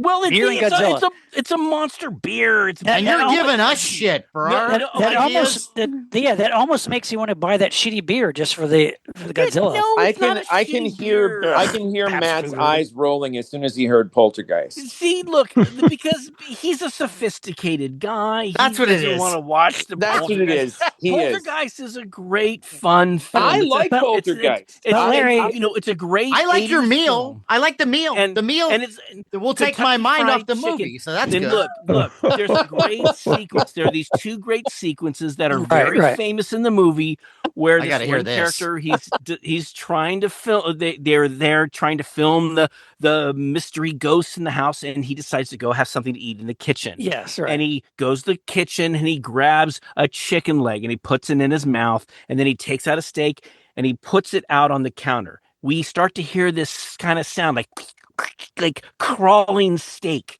And so here you're I'm having my tri-tip steak. But also, as he sees the steak move, he kind of freaks out, and the steak throws out all this stuff. And then he drops the chicken leg, and he looks down and it has like maggots all over it. So here you're eating this wonderful Kentucky Fried Chicken. You've got your mashed potatoes, and you've got your tri-tip. And it's like, hey, isn't this kind of fun? So Larry, how is it that sounds good? How is it that you're grossed out by pea soup vomiting and Exorcist, but you're eating pea soup, but now you're not grossed out by the maggot rotting chicken and steak when you're eating chicken and steak? Because it's not regurgitated out of your stomach. Well, maybe maggots in it. And also, how about chicken with like all fantasy or something? Well, yeah, but he doesn't know that in it, but you're watching it visually. I'm just saying. I mean, we're gonna have an all-American. You've done a lot of meal with the steak and the chicken and the beer and everything. It does sound good. I like this. It does. It sounds like it's all in aid of you watching the film and losing, getting sick as you watch the film. You're not going to get sick. You could throw in at the beginning of the film. Yeah, and you could throw in Poltergeist 2 and have some tequila. Remember the famous tequila? The worm. Oh, wasn't there a worm? The worm or something? It was great. Actually, that was actually a crazy. really cool sequence. Actually. Okay, so I guess we didn't like that. Right. No, I love the meal. I love the meal, and I think it's great. I think it fits actually. And I like Poltergeist, and I know I do too. I do too. Well, look, guys, come on. The movie is so bad, even the steak is trying to get away from it. No. James, what do you say? Because you're being quiet. Do you feel, is this a good meal for that movie? This was on my list. This was a famous, What was your meal? It was pretty much the same thing. I didn't have the Pabst Blue Ribbon, but it was the same thing. Nice. All right. Okay. I kept it off my list because I didn't want to piss Matt off. No. I love the meal, and I think it's a good pairing. I do. Yeah, it is a good pairing. Hey, let's be honest here, okay? If we were going to talk about every movie that we all like, what kind of show would that be? Exactly. I like it more than Matt, and I know a lot of other. And this isn't necessarily about movie. Yeah, and this is all about the good pairings, like you said. So that's a good. I'm the minority. I realize that Matt isn't open-minded about things, because he could come around to Poltergeist one of these days. One of these days on my deathbed. You never know. You never know. With his dog food. So okay, all right. So that's right. James, go. Okay. Well, this is rather specific. Okay. The movie is Escape from the Planet of the Apes. Okay. Ooh. Oh, I think I know where you're going with this. Well, well, maybe not. You bring out bananas, right? Yeah. Okay. Yeah. Okay. Because I don't like bananas. Still, because I loathe bananas. Right, but I loathe bananas. You bring out to drink grape juice plus. Exactly. Oh. And as you're having the bananas and drinking the grape juice plus and getting kind of silly because the bananas aren't really sustaining all that wine you're drinking. Right. You bring out a big heaping bowl of black refried beans. And you can start eating the beans too, but really what the beans are for is, how apes throw feces? Yeah. As you're getting drunker and drunker, and every time Dr. Hassline, the villain, comes on the screen, you throw the shit at him. Wow. I see. And if you feel like it, you throw it at each other too. So it's a messy meal, but it's like Rocky Horror. Yeah. Yeah, I can see exactly. that. Wow. That's kind of funny. I like that. That's thinking out of the box. So if I understand you correctly, that took a turn. You're taking a bowl of beans and picking them up out of your hand, and you're throwing it at the TV It's refried beans, so the consistency. refried that's beans. even better. So the consistency is like poop, and it looks like poop. But I wouldn't suggest having actual feces on the table. But No, but you can throw though, isn't it? So is it? Yeah, you can get a handful of it. It'll be and just, messy. Yeah. So James, I say have the meal, film it, and do it as a Patreon episode. James, let's do it. The meal we'll do it at your place, Sean. I mean, that's a kinky audience that's going to tune into that. Yes, the meal true. is refried beans, bananas, and grape juice plus. Yes, wine. It's known as wine in other. I thought it was champagne. I thought it was champagne, Mr. Was it champagne? I don't know. Was it grape juice plus? No, I think it was red wine. No, it's red wine. That's why it's called grape juice. Wine. I don't know. I don't remember, honestly. James, I think do you it was remember? red wine. James, I think it was red wine. I don't remember specifically, but everybody has to wear colorful terry cloth bathrobes. Oh, and so every time who comes on screen, who do we throw shit at? Wait, it's Dr. Haslide. Eric Braden. You basically have a meal with just refried beans and champagne or wine, and then a banana. Well, you're not going to eat the beans, though. It's a theme, Larry. It's a party. Well, what you're saying is it's like a prop. It's not a meal. It's like, hey. No, hold on. Refried beans, too. Refried beans are delicious. Beans are very good, and they're packed with vitamins. No, and they're very good for you. Matt, I get that. He didn't say cheese. He didn't say tortilla. He just said refried beans. So I get my refried beans. I can eat a bowl of refried beans. Really? I have done. Okay, Jason, you invite your lady friend over and you say, "Hey, we're going to do this scene. Listen. Things are going so well with my imaginary lady friends that I don't think throwing imaginary shit at the TV is going to do me any favors. So I'd like to get to know her a little better before I get into the fecal area of the relationship. Jason, at this point you've kind of won her over. You've had all these other meals. I mean, now she's into it. This is like the seventh date. I just don't want to blow it. I don't want to blow it. You didn't even bring up oranges. They couldn't have slices of oranges. There might have been some apple. That's right. They can have that for the dessert. You can do the orange. Yeah. You can bring oranges if you want. Yeah. I just don't want to blow it with her yet. It's going so well that I don't want to mess it up. True. Okay. This is just one for the dudes. This is just one for the dudes. Yeah, this is like a guy's night out. Yeah. Back out of this one, guys. Hey, you're on your own. Come on over. We're gonna have it's not a sausage party. It's a bean party. Yeah. Some guys have poker nights. We have Escape from the Planet of the Apes beans. Throwing shit. What are you gonna do tonight? Well, we're gonna throw some beans at the TV and pretend shit at the TV. It's guys' night. They have other food. They eat rice, right? They eat but it's other the ape monkey theme. I mean, it's like that's the whole point. You're going off the script, Larry. No, you can't do that. Larry, this is James's party. He can do whatever the fuck he wants. It's James's party, and he'll throw beans if he wants. We have to rent a baby chimp to say, "Mama, Mama." Yes. Well, we have to record the chimp and then play it in reverse. And then we have to shoot the chimp and throw him in the water. But we'll get a trained one that goes like, that knows how to do it. How long it took them to teach that chimp to say "mama"? It took like 6 months. It might take a while to get a chimp to speak. They put that chimp through hell to get it to say "mama." True, yeah. There's regulations now. You can't do that. And then that chimp went on to do Lance Link's Secret Chimp. That's right. And then went on a rampage and tore off everyone. Do you know what I love about this show when I'm on is how timely so many of the references are. Like it's true. It is true. Yeah. Lance Link. Lance Link and Mama, the Sunday Trip Mama, or like the Wizard of Hazel. Okay, Hazel, I realize. Yeah, okay, Jason, thanks for pointing that out. Robinson Crusoe on Mars. For listeners, Lance Link's Secret Chimp was a TV show, back in the 70s where it had chimps as detectives. It's coming back. They're going to remake it. It's going to be a Netflix show. I think it was only like a couple of seasons. It is one of the most horrific animal abuse shows in the history of mankind. It is what they did to those poor animals. God knows.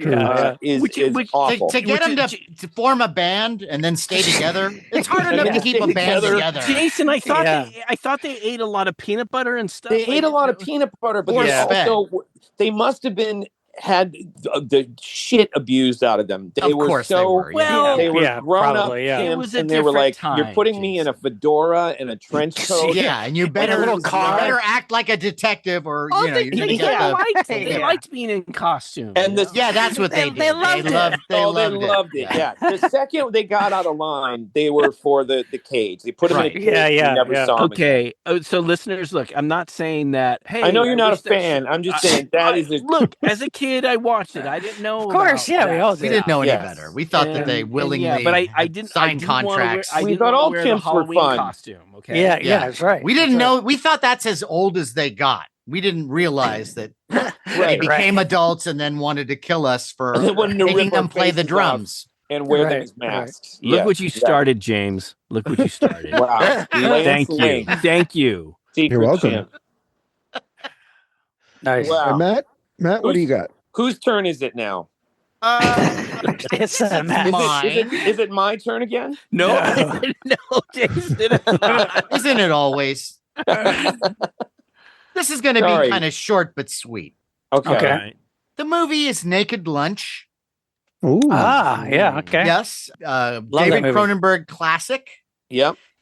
And so it would be a lunch. You'd have to make it a lunch, right? Well, you'd have to, yeah. Right? And what I would serve is, now, this is a real thing, and this is a delicacy, and I've eaten this before. It might not be the most filling lunch, but it would have to be, you'd have to just go with it for the theme of the film. And what I would serve is a variety of cooked insects. Man, wow. And the largest amount would be the cooked crickets, because that's my favorite. And we used to go to a restaurant in LA where they it's called Typhoon, I think. Typhoon, right? And it's no longer there, but I love this place. Yeah. And their food was great. It was kind of like a Chinese, Thai, Filipino fusion. The food was amazing, but they also served these cooked insects, and you can get water bugs, and you can get scorpions. That's and insane. they really just tasted like what they were cooked in. So it was just crunchy with some garlic, and so it's like almost like eating chips. Yeah. But the crickets had a little meat on them, and I love them, and I could eat a bag of those. Really? And sometimes I would do that. I would come home and I would just have a bag. But yeah, I would serve that. But maybe some people aren't into that. They're not gonna, it's just too much for them. So they could skip that, or to clean their palate, they could then go right to dessert, which would be apple pie made only from apples that survived failed William Tell stunts. Wow. Nice. Interesting. And by the way, all of this would be eaten naked. Well, that was my next question. And then I was going to ask about like the mugwump jizz that came out of the head. Oh, yeah. Maybe that could be your cocktail, no pun intended. I was working with that one, and I'm trying to figure out like an aperitif. So what would be? Was it Malibu? Maybe that's that kind of like a Malibu rum. Oh yeah. Maybe the closest thing. Yeah, or that or cum. Or there's cum, right? Which I'm told tastes like bananas, so that could fit with James's movie. Save up a fair amount of jizz and make it. All right. Yeah. This is come on. Hey, I didn't bring up Naked Lunch. And Matt, all the guests at the end have to rip apart their flesh, and Roy Scheider emerges from everybody. Right. Well, that duh. Right. And I think the plates should look like the anus of the typewriter. That's where the bugs are coming out of. Now that's a party right there. I'm telling you. Well, we're talking about the fondant or whatever you want to call it. Yeah, but you could make a cake that looks like a typewriter that is also an insect. Yes, there you go. That's true. Yeah, I like it. Fondant. So two desserts, some Malibu and then cooked insects.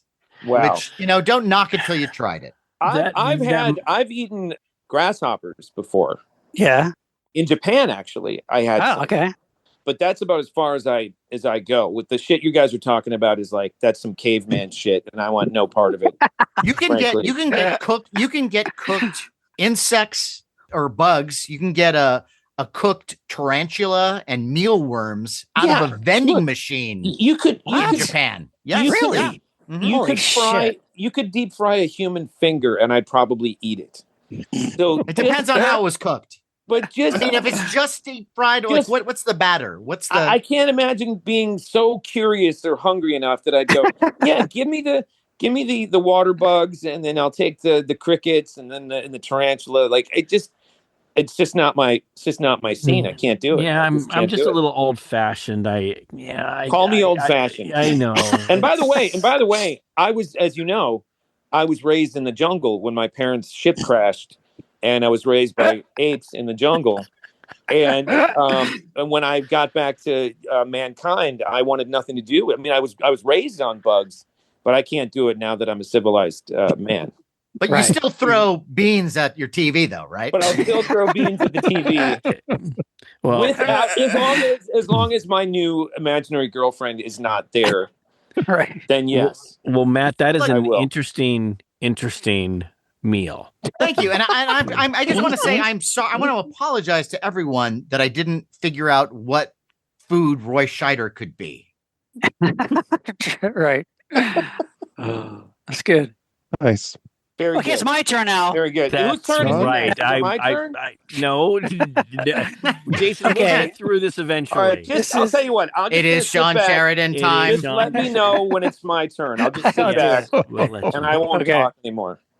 Okay, this is a super simple one, but I think you'll like it. I think it's even been mentioned before, maybe in some ways, but this is just a snack. I mean, come on, when you watch movies, especially when you're sitting at home on TV watching a movie, you snack a lot, right? Sure. Yeah. So, what you'll be watching is an episode from the second season of the original Star Trek. Mm-hmm. Favorite episode of mine, I think, Matt, Larry, I think you'll agree on this. The Doomsday Machine. Great episode. Yes. Great episode. And the episode is basically they discover this like miles long device that like it shoots anti-protons to tear entire planets and star systems apart. Yeah. Okay.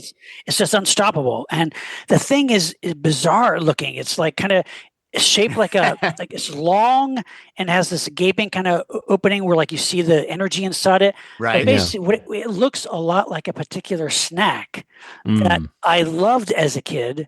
I still love. So the Doomsday Machine looks exactly like the General Mills corn snack Bugles. Bugles, yes. Yeah. It looks They still make ice cream cone, but it looks like a bugle too. Yes, but if you watch the Doomsday Machine, and it's a bugle, it's a giant bugle, miles long bugle in space that destroys planets. Because bugles have been around forever. So I remember watching that. I was like, buy bugles and eat them while watching the Doomsday Machine. And so I think it's a perfect thing to eat while you're watching that. William Wyndham plays Commodore Matt Decker, who's obsessed with he is obsessed with the Doomsday Machine because it killed his ship, and his son ends up being in a motion picture. That's right, played by Notorious. The kids later. Yes, Steve. Peter Collins, whatever his name is. Yeah. Stephen Collins. Peter Collins. Yeah. But he lets there's a couple of shots. I hate to bring this up, but there's a couple of shots in motion picture where, shall we say, you see a little too much of McCoy and Decker's because of the awful below the waist wardrobe design in that movie. Yeah. I feel so bad for DeForest Kelly. But getting back to the Bugles, Sean. Speaking of bones, do you know, Sean? Sean, I wanted to let you know every time I go down the chip aisle, with my daughter, we're getting picks. And I see the Bugles, I always think of you because I know that. They're so good. And they have like other flavors now. They have like cheese flavored. When you're a kid and you have a Bugle in your hand and you eat it, to me, it's like, I am a godlike being in the outer space, and I am destroying this. And you can put them on your fingers. You can play with them and eat them from your fingers. You as it's going in your mouth, you go dun dun dun dun. Gentlemen, please be me aboard. Bugles are addictive, though, man. They like are. you can't easily can go through a whole bag in one sitting. Yeah, easily. You can't just eat a handful. No. This is something you don't know about me, but I will make a confession right now. Oh boy! So you were in Greece? No, I have never. You were on a ferry in Greece. I've never had a bugle. You've never had a bugle? My entire life, I've never had a bugle. I'm telling you would like them because what are you doing on this grocery store and then James, you really don't get it because you've never seen Star Trek. I know the bugle, so you can solve anything that's even wait, potentially connected. Go to Ralph's and buy. Wait a second. Hold on a second. Did you say that James has never seen Star Trek? Well, he is. Well, back in the day, years ago. Years ago, we did it. We did an episode on Star Trek with Sue Murphy. Okay, and great episode. Like 2/3 into the show, James admitted that he had never seen an episode of the original Star Trek. I was a sitcom kid. The Star Trek was in reruns. I found it very slow when I was a kid, and I was watching I Dream of Jeannie instead. Oh, that's fantasy. Star Trek ended up as a kid. Star Trek was slow. Wow. Yeah. Wow. I found it very dry. And there were some monsters in it, though. It's no Hazel. Monsters. I watched Mr. Ed. I did watch Lost in Space sometimes, but Star Trek just left me a little cold. I did start watching the movies. I went to see Wrath of Khan and all that. It's the courtship of Eddie's father, but it has right. Well, what is? It's no family affair. Exactly, James. But what Sean's bringing up though is wow. I'm telling you, the bugles. The next time we're together, we're gonna have to. They still make them. Yes, they do. I hate to be. We gotta have a bugle party. I hate to be a Debbie Downer. Downer. For like the original flavor, or the original corn flavor is the best. They do have other flavors now, and they're okay, but nothing beats the original bugles. I hate to be Captain Negative here, but if he's never seen Star Trek, he is not going to try a bugle. I'm sorry. You're going back. No, he'll try one. Oh, he'll try one. That's going to lead him to Star Trek, you think? I'll have to catch up on some more episodes first. But James, I'm very he'll eat them very slow. In all seriousness, though, like you didn't get to it later in life, or like you don't give a fuck. Being into all the stuff that you're into. No, I'm not being funny. Like being into all the stuff that you're into, you never, even as you got older. Jason, didn't have any curiosity about Star Trek. Don't go down this road. Don't go down. I know I need to at least watch City on the Edge of Forever. I know that. You should watch. No, you should watch before you die. Maybe let's get one in there. No, and by the way, I'm not being critical. I find this fascinating. I find this really we do too. As a kid, as a monster kid, and get into monsters and horror and sci-fi. That was like. I mean, that show was such a part of childhood. It was in syndication for me. Sure, but look, let's just say, look, I don't want us to all let's pick on James. And I'm not picking on James. I'm not picking on James. I'm not a big Doctor Who guy. Okay, so that's true. But that's a James. Doctor Who's a little different because Doctor Who. Back in the 70s, you really had to hunt for that. Like that was that's true. Star Trek was everywhere in syndication. Look, my point is James Star Trek may not be the thing that he watched. He did watch a bunch of other stuff. He's got a great mind for a whole bunch of other stuff. I know all this. I know all this. I know what you mean, Jason. It is interesting because for our age, our generation, the original it was always on. What I mean is, if you dove in at some point, at 30 or 35 or 28 or whatever it was, and you watch like 10 episodes and you went, "This is not for me." But it sounds like you just kind of avoided it altogether. But you know what it is. I find it funny too. I find it actually really funny, and part of the reason for that is because among nerds, even among regular pop culture enthusiasts, it's so canonical. It's so important. Yeah, it's a touchstone. Right. And when I was younger, it was like, well, it's too slow, too dry, whatever. I'm watching Hazel.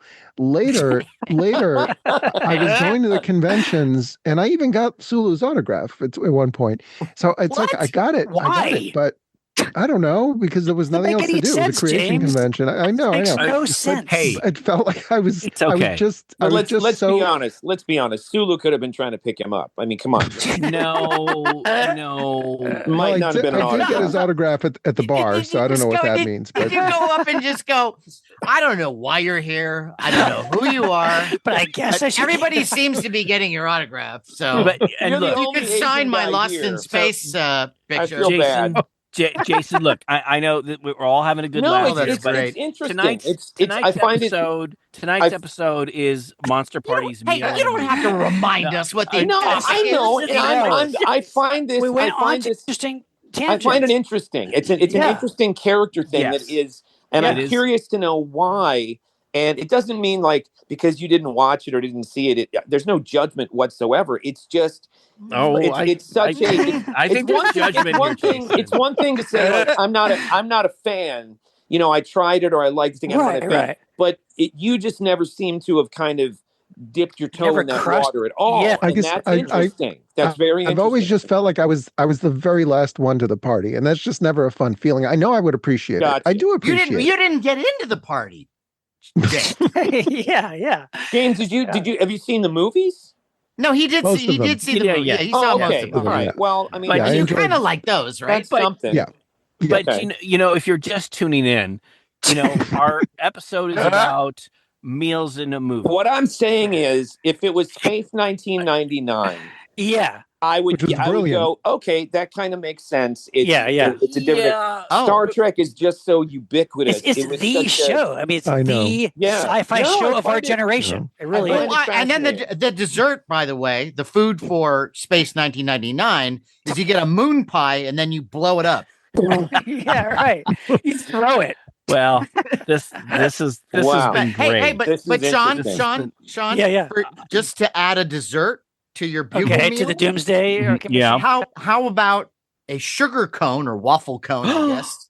And then you put ice cream, like a vanilla ice cream, but you put it you stuff it in the back, so it's you know what I mean. So exactly right. Yeah, you have it so it's like, and you can put a sparkler in it. Yeah.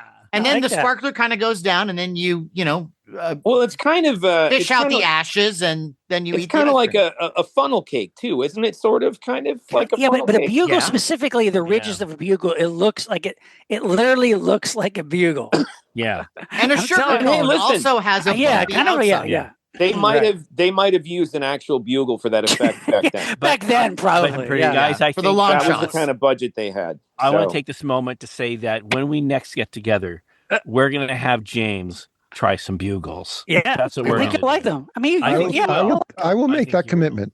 You know what? They're kind of like Fritos, but they're better than Fritos. They're better than Fritos. I agree. They really are. I totally agree. They're amazing. Yeah, they are amazing. Yeah. Hey guys, what if we did a quick lightning round? Okay, I love it. I love it. I love it.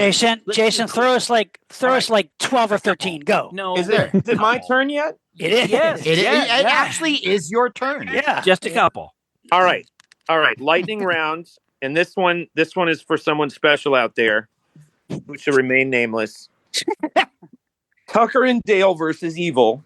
Ooh. Pulled pork sandwiches. Baked beans. Yep. And some moonshine. I think that's a pretty. That kind of has all the food groups right there. I think. True. Didn't he make French toast at some point too? I think he did. I think you're right. That could be like a dessert, the breakfast for dessert. There you go. Maybe. I had the howling. Okay. Mm-hmm. Yeah. A beach cookout with a mystery meat and nymphomaniac punch. Oh, yeah.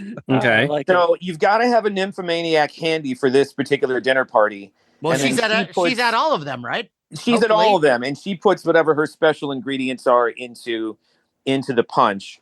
And then one quick more. What did I have here? I had Psycho, which would be basically a peanut butter sandwich glass of cold milk and some peanuts. Yeah. He nibbles on peanuts. And finally, the movie Seven. I don't know if any of you have heard of this movie Seven. Oh, yes. Which is about a serial killer. Basically, that would just be a massive plate of spaghetti, and you just feed the person until they die. Basically, until they explode. Until they explode. Gluttony. Yep. Yes. So those are my dinner parties. Great one to invite the lady. I like it. Okay. Well, I'm just gonna throw two. You know, when you're inviting the lady over, you want to watch. Let's say you want to do some animation. I love this lady. Is always coming over. I love her. Yeah. You won't leave now. There's a great I can't get rid of her. There's a great sequence in this movie that takes place at a fair. And I'm talking about the 1973 animated film Charlotte's Web, which is kind of like fantasy related because the animals are all talking. But there's Debbie Reynolds plays Charlotte the Spider. Paul Lynde plays Templeton the Rat. One of the greatest voices ever, especially for this rat. And he does this song with the goose that was actually Elsa Lanchester that sings with him. And Agnes Moorehead. Agnes Moorehead. Thank you, James. But they do this song about how the fair is a fair of smorgasbord, and he runs around the fair grabbing all this food. And every time I see it, I think of giant pastrami sandwiches with cheese and corn on the cob. And when I see this film, I think of carnival fair food and my big diet Pepsi. So it's like you could start it with like it's the farm, but when you get to the fair, which is the big thing at the end, it's like carnival food where you have like all kinds of cold cut sandwiches and the pickles. They're not the pickled onions, they're the pickles, and then the corn on the cob and the popcorn.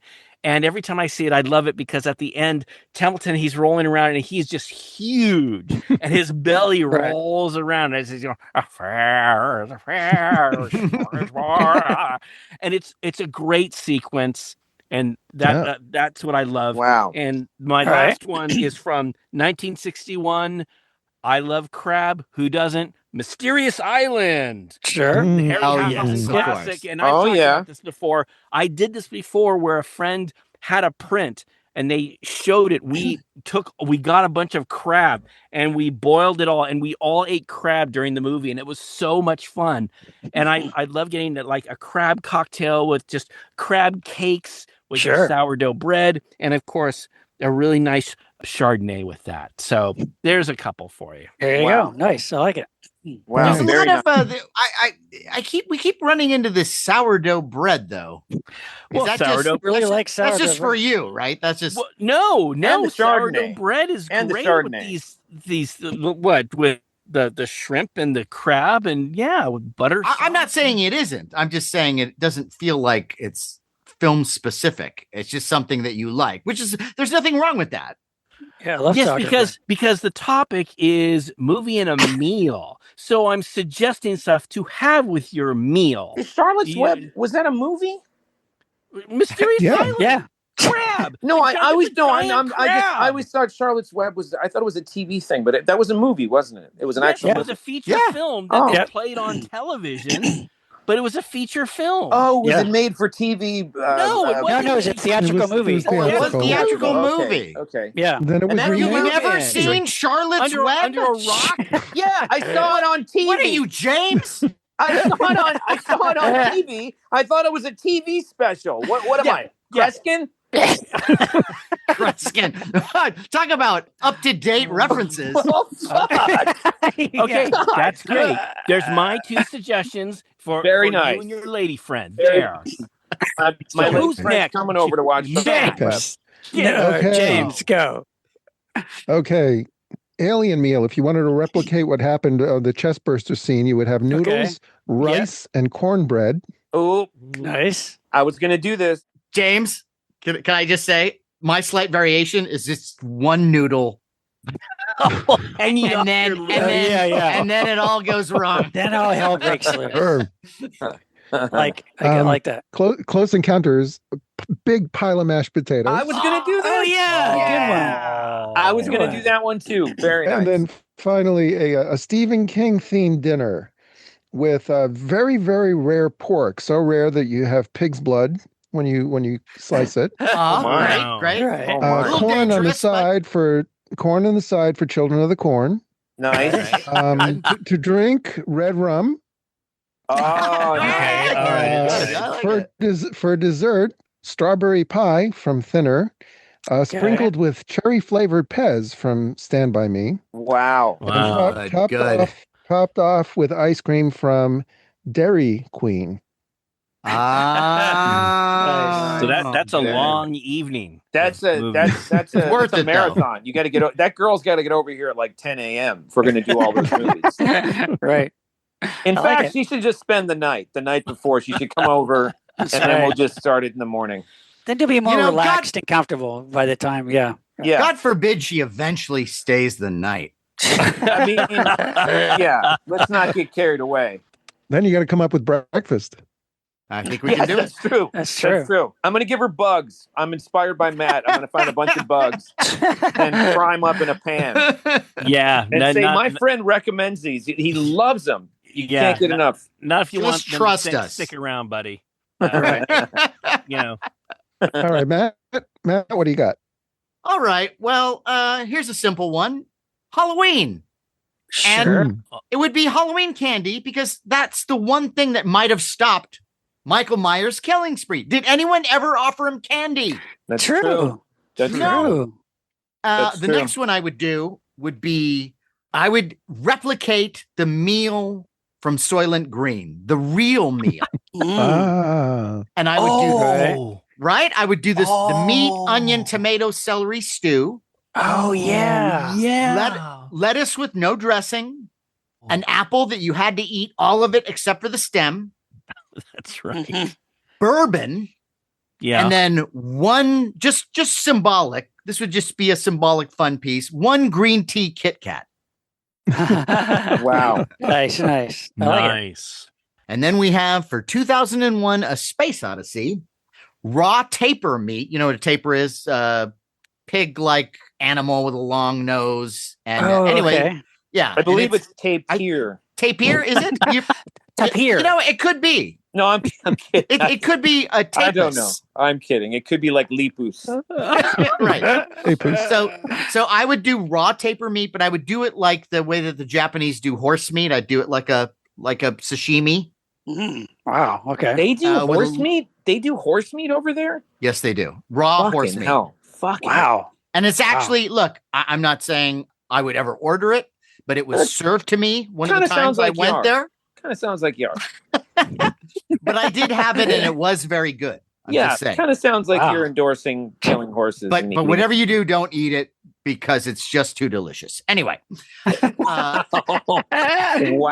And then the other 2001 Space Odyssey meal, part of the meal would be space sandwiches with imitation chicken and ham, white bread with no crust, followed by multicolored mashed goo.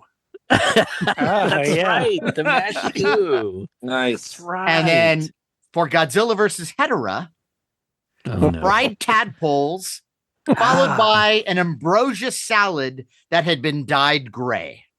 Nice. Wow. Nice. I like it. And then finally, here it comes. Midsummer. Oh yeah. I was hoping someone would bring that. Psychedelic mushroom risotto, blood sausage, aka blood pudding, a Bloody Mary, and I would eat all of this on an Ingetorp dining table from IKEA because, Swedish. Nice. Okay. Nice. I would eat all of it off of the backside of Florence Pugh, frankly. That would be because I have to say, now that we've tried that, we know that Matt, how he feels about Poltergeist. I feel about Midsummer the way Matt feels about Poltergeist. Oh, really? I do not like that. I love Hereditary. I thought it knocked me out. I thought it was like, holy shit, where did this guy come from? So I like both. I love both. Yeah. And I like Hereditary more, but I do love Midsummer. I do agree. I couldn't get out of Midsummer fast enough. Really? Interesting. Yeah. Really? Curious. Interesting. Because My daughter anybody- loves it. It's one of her nothing favorite anybody films. did in that movie made a lick of sense. I didn't believe a single one of those characters. I got to get back and write my thesis. I'm going to go back. We just saw a guy get crushed to death, and they put a fucking sledgehammer on his head. I got to go finish my paper. Like nothing anybody did made any sense in You're that. in a different they were country. trapped You're in a there. They different couldn't. country. I mean, They No, were trapped. Can also No. can I just add one little thing to this? Sure. As someone who's been there and has experienced this, mushrooms. no. How many mushrooms have you done, Jason? The guy goes. How many mushrooms have you done, Jason? You want me answer to the count? question, sir. You want me to Answer count the how question, many? Senator. I mean, I've done enough to not discuss on the air, but this guy goes, the one kid goes and takes a piss in the flowers, and then the other guy is like, "You're stealing my idea for my paper." And then the only one who has any sense is the lunatic girl who's, I mean, clearly it's about a bad relationship that neither of them should be in. And that's the way this guy writes his movies. He basically Hereditary is about a family thing, and this one's about it's about completely fucked up people. Yeah. He's the only one who's going. It's crazy fun. He's the only one who's going, something is wrong and we need to get out of here. And no one else is. Everyone's like, nah, whatever, having a great time. But they just got the guy's fucking head cracked in on, fucking jumped off a cliff. None of it makes any sense, and I don't like it. And that's all I have to say about that. Well, but Jason, now you know the warning signs, okay? If you know, Well, ever go to now, to be fair, if it's Florence Pugh, she wants to stick around, I'll stay. Sure. I'll stay in the village, and Wow. I'll do whatever you want, man. Take some mushrooms, whatever. Right. Well, and if anyone was expecting a human centipede meal I thought it was yes. C. James's refried beans. I thought you were gonna have like chocolate pudding or something. That's what I thought. Matt, Oh God, this is the most. to your hetero meal, Matt, I would add save room for dessert. Save room for dessert. Nice. All right, Sean.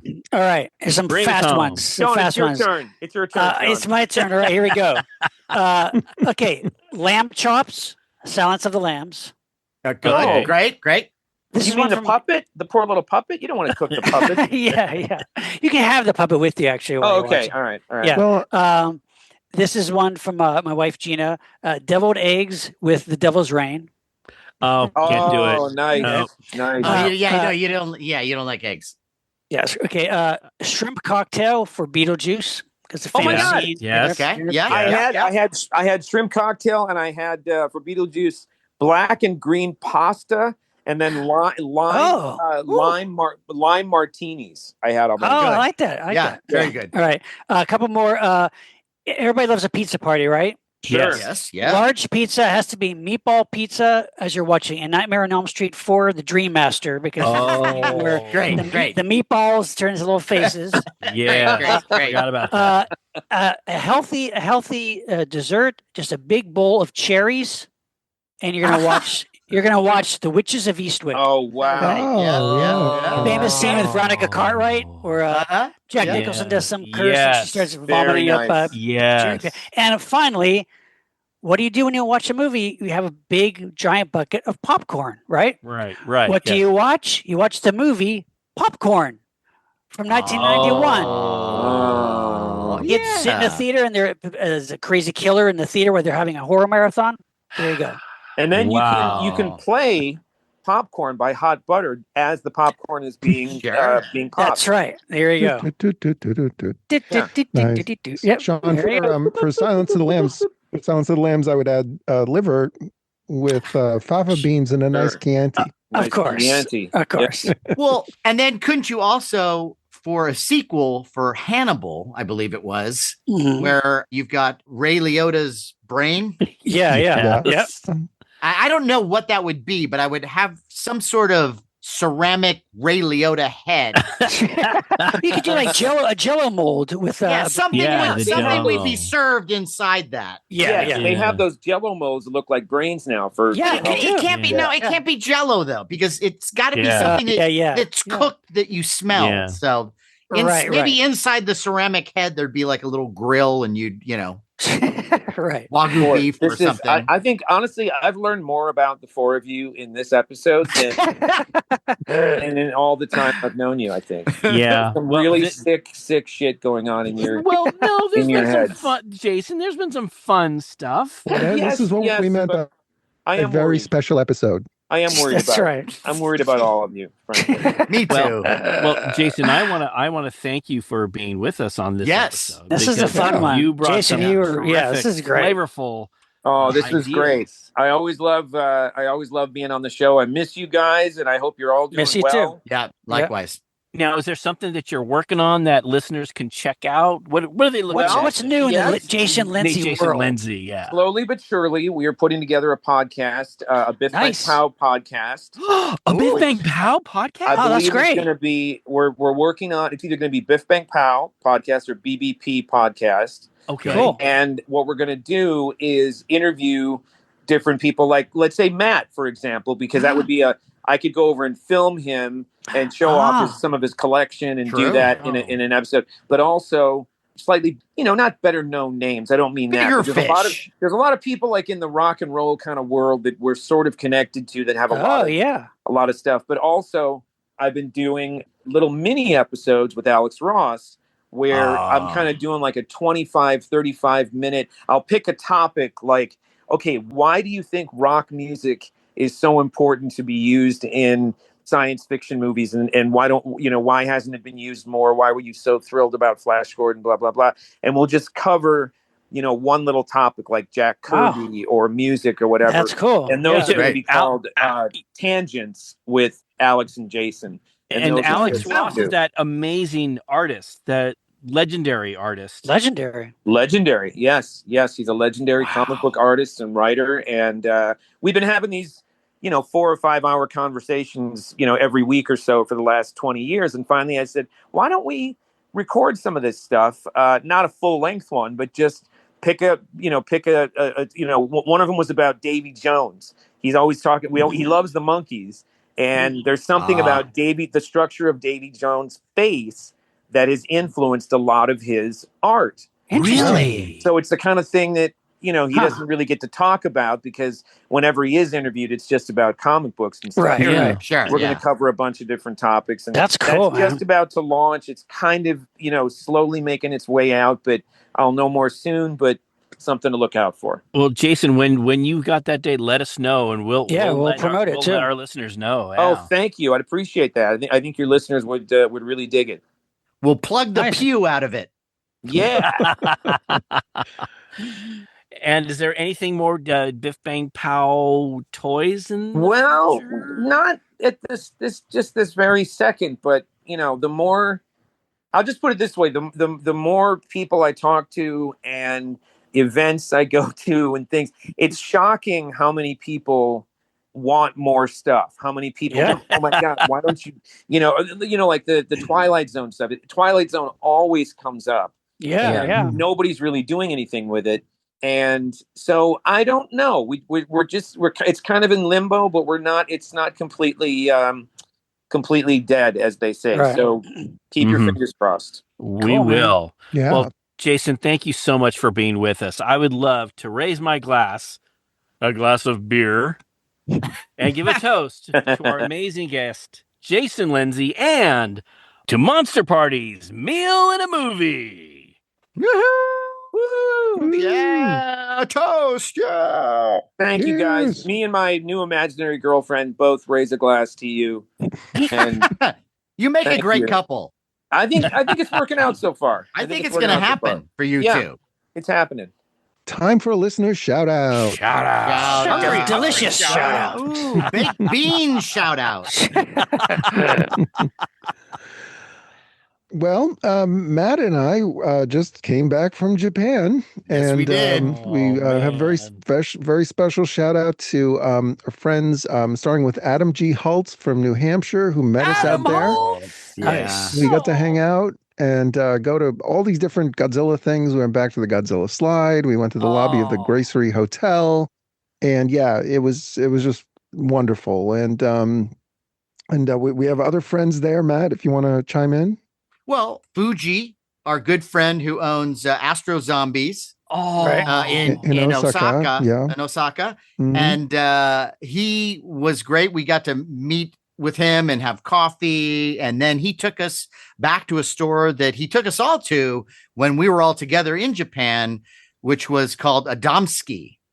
And it was this, a lot of used stuff, some new stuff, but a really great collection of just really affordable and not as common of items that you would find, say, in your average Mandarake. So, I mean, I was in heaven. I found everything I was looking for. I found a second book, a Godzilla book that I had lost when I was young, and they had it, and it was like $20, and it was in great condition, and just, I mean, it was so great. And so I really have to thank Fuji for taking us back there.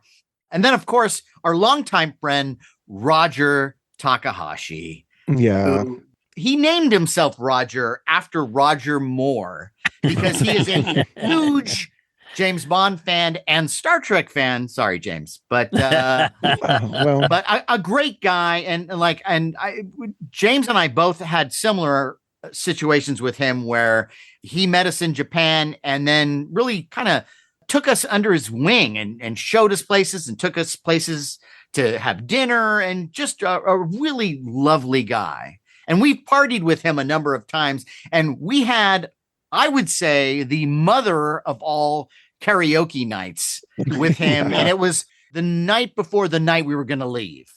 And James was staying longer, but we met him to have dinner, and it was a surprise where we were going to go. And it turned out to be Kaiju Sakaba, the one that's in Tokyo that's near a train station. What was the train station, James? It was near Shimbashi Station. There you go. That's it. Yeah. The original one that I used to go to in Kawasaki shut down, and this is the second one. It's not quite as good as that initial one, but it was fun. And they still serve all the Ultraman themed meals and drinks. And so we met him with his wife Fumiko and his daughter Leia. And I had met her years back when she was very little, and now she's 10 or 11? 11. And 11. And shy, but really got into the spirit of things, to the point where after dinner, the idea of doing karaoke came up. I think, James, you brought it up, and Roger said, why don't we just do it now? And so we all went to this karaoke place. His wife and daughter joined us. We're sitting there, we're getting sake, and we're starting to do all these songs. Adam Holtz is with us, and he loves Billy Joel. So we're doing all these Billy Joel songs. And it goes on, and eventually, his wife and daughter had to go, but he stayed. And into the late hours of the night, we're doing, Billy Joel, AC/DC. We're doing Springsteen. Yes, Bruce Springsteen and Kiss, and of course James Bond songs, of course, right? Which of course, James Gonis, our own James Gonis, did, I believe, the definitive version of Skyfall. No one will ever do it better than James Gonis did that night. It's a great tune. It's a great tune, but James really makes it come alive. Well, you did a pretty mean Thunder Road, Matt. Well, thank you very much. I appreciate that. Yeah. But going back to our hotel room, Carrie and I said at the exact same time, I think that was the greatest karaoke night I've ever experienced in my life. And it really was. And it was so a mixture of, sure, sake had something to do with it, but it really was the company. It was just this perfect chemistry of all of us together. Right, and it was just one of those moments where this is going to be a cherished moment of mine that I think back on later in my life. So yeah, a beautiful time. And it's just great that we have these wonderful friends in Japan, including Kyle Yount. We got to meet with Kyle from Kaiju Cast. Oh my gosh. Yeah. Really? Kaiju Cast, and he now has a YouTube show called Collect All Monsters. Oh, cool. And it was great to meet up with him. He's been living in Japan now for a couple of years, so we got to share some of his experiences, and it was fantastic to see him. Just a lovely man. Yeah. Yeah. And so I know I speak for James when I say we just can't wait to go back, because I know that right. James spent more time there than we did, but I'm sure he feels the same way, that it still wasn't enough time. It's never enough. Yeah. You know, Matt, another one of the great things about being there is that at one point or another, we were all wearing our Monster Party t-shirts. Oh, were you guys? It's like we took turns. I wore mine, you wore yours, Adam Holtz wore his, and Adam had the cap, you know. Yeah. It was just beautiful. We're spreading the word. And we also got to leave some flyers at Fuji's store, Astro Zombies in Osaka. Yeah. So if you're in Japan and happen to be listening to this, head on over to Astro Zombies to pick up your flyer. But the merch is wonderful. You're spreading the Monster Party word, and we've got the caps that have legendary number of stitches. We've got the Kaiju T-shirt designed by Derek Robertson. We've got the glow in the dark logo t-shirt. We've got the PPE mask. We've got the shot glass. All of these wonderful things can be found on our eBay store, which is, you guessed it, Monster Party store on eBay. Or if you just type in Monster Party podcast cap, it'll come up. And if you order our merch and also happen to be a Patreon member, we will throw in free surprise goodies, courtesy of our very, very good friend, Jason LENZI at Biff Bang Pow Toys, who you might remember, and foam faber extraordinaire, Ted Haynes. Yes, one man who we just heard on this show, and another one who I keep hearing inside my head. Please make it stop. So, Patreon. Yes. Now, Matt, we just came back from Japan. I mean, you can't possibly expect me to remember what this Patreon thing is all about, can you? This time I refresh my memory. Yes. The jet lag has been pretty rough. So, yes, I feel what you feel. Thank you. Okay, well, you know how meat can get stuck in your teeth? Leatherface, you know what I'm talking about. Well, think of Patreon as a giant mouthful of teeth with exclusive Monster Party bonus content stuck in between. We're talking meaty bits like our special audio episodes, shows like Monster Party Masterpieces, Monster Party on the Road, and the mega popular Toy Time series. We also have our legendary Japan trip video diary, behind-the-scenes convention footage, and vintage sci-fi and horror fiction edited by our resident Lyscarian, John Bordeaux, and more. Well, Matt, that sounds amazing, but I got to say, I'm saving my pennies to be able to afford the multi-course Godzilla versus Ebra menu that Larry has provided us with. So I don't know if I can afford this bounty. How much does it cost?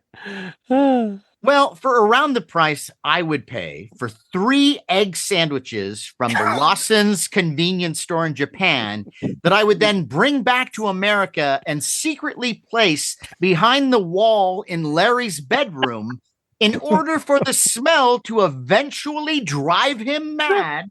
Oh, you could become a Monster Party patron. And that price is just $5. $5 a month. what? That's crazy. I mean, you can't get a container of on-set used pea soup from the original Exorcist for that price. Oh, yeah, that shit's got to be ripe by now. Well, I'm sold. How do I join? Well, all you got to do is you go to patreon.com, you go to Monster Party, you click join, you follow the instructions, and next thing you know, you'll be as happy as me at an all-you-can-eat buffet watching every episode of every series of Kamen Rider. Although by the Heisei period, I may pull a Mr. Creosote. Better bring a bucket. And time to remind our listeners that we are on social media. We are on Facebook at Monster Party TV, YouTube at Monster Party TV, Twitter and Instagram at Monster Party HQ, also now Blue Sky at Monster Party HQ. And hey, wherever you're listening to us, please take a moment, write a review, send us your thoughts. We would love to hear them, and we will read them on the air. And we won't just read your review, we'll turn it into a new psilocybin recipe that Sean and I just thought of. On that note, I am Matt Weinhold. I'm Shawn Sheridan. I'm Larry Stroth. And I'm James Gonis. Keep America strong. And plan your own Monster Party meal in a movie. And don't forget the bugles. Don't you think I know that?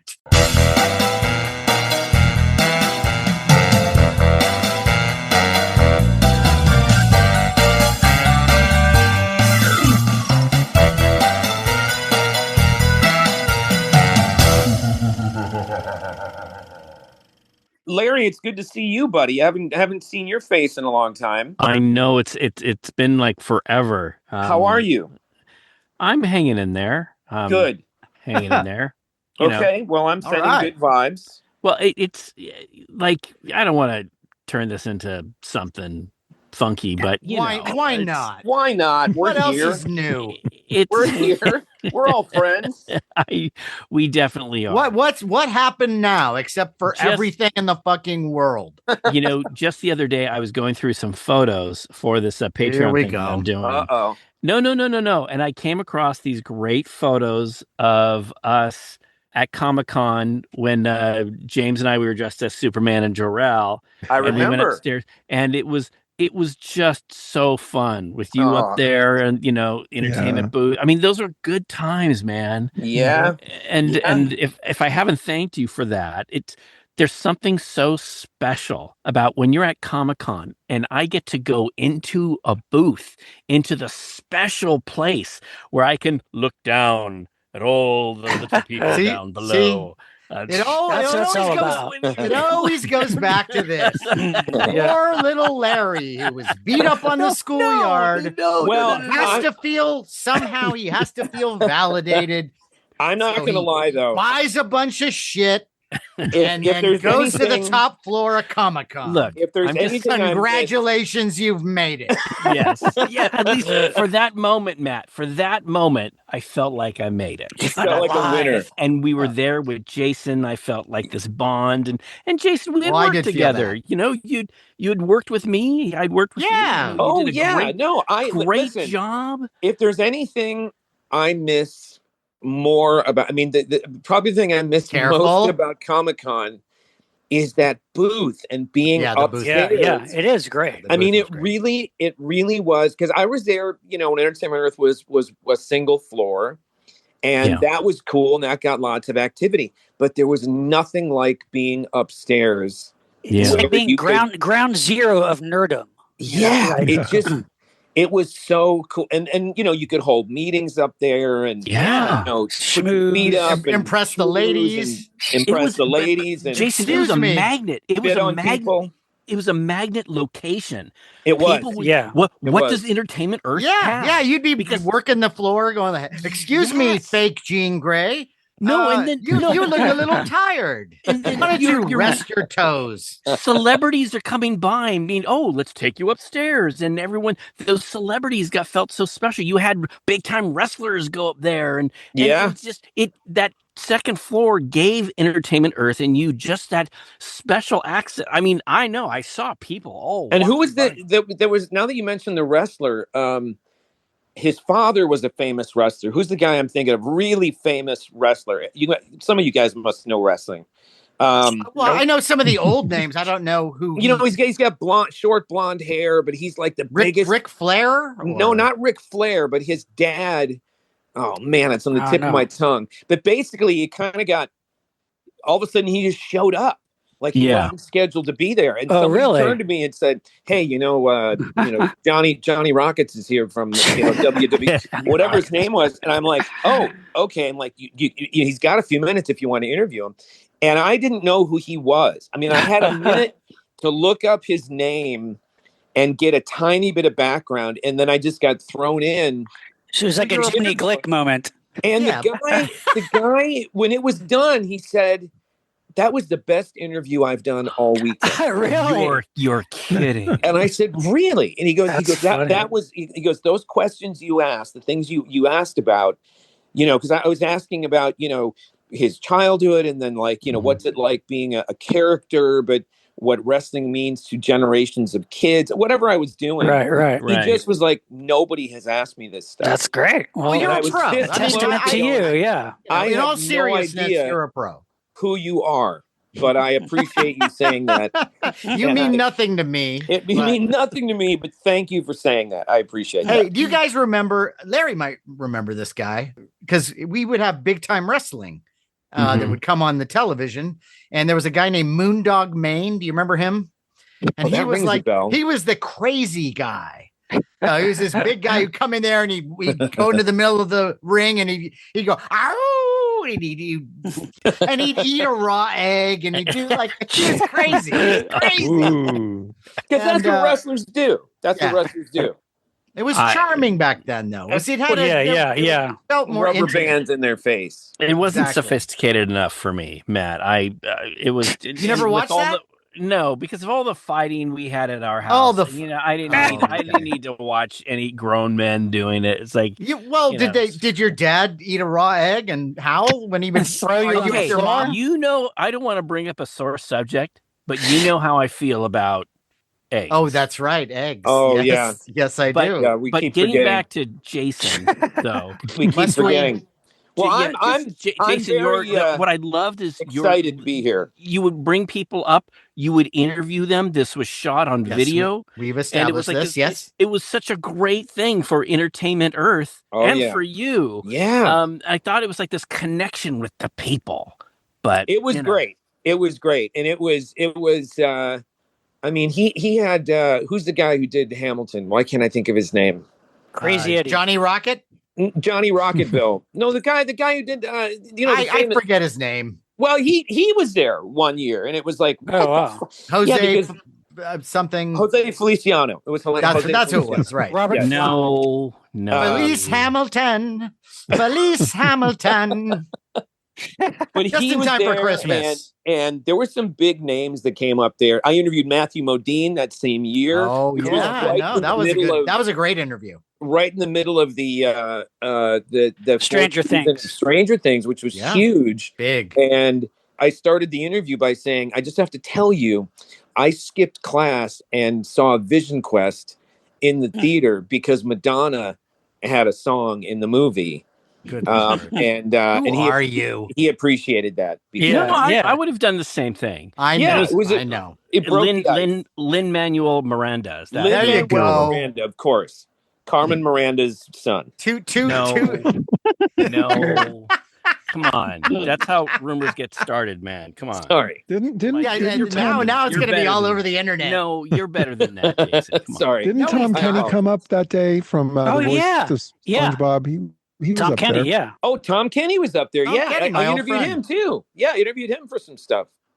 Yeah, no, it was great, but it was just that vibe of there was nothing. It sounds awful to say, but there's nothing like standing at that railing and looking down over the madness. And just kind of feeling secure that like I don't have to go down there if I don't need to, and also just to watch the people watching. It gives some perspective too, just how massive of an event Comic-Con is. Yes, exactly. And the craziest was when they would open the doors, so we would get there before it was time to start the thing, and it was like the running of the bulls. It was that would have been interesting to watch. Nuts. Wow.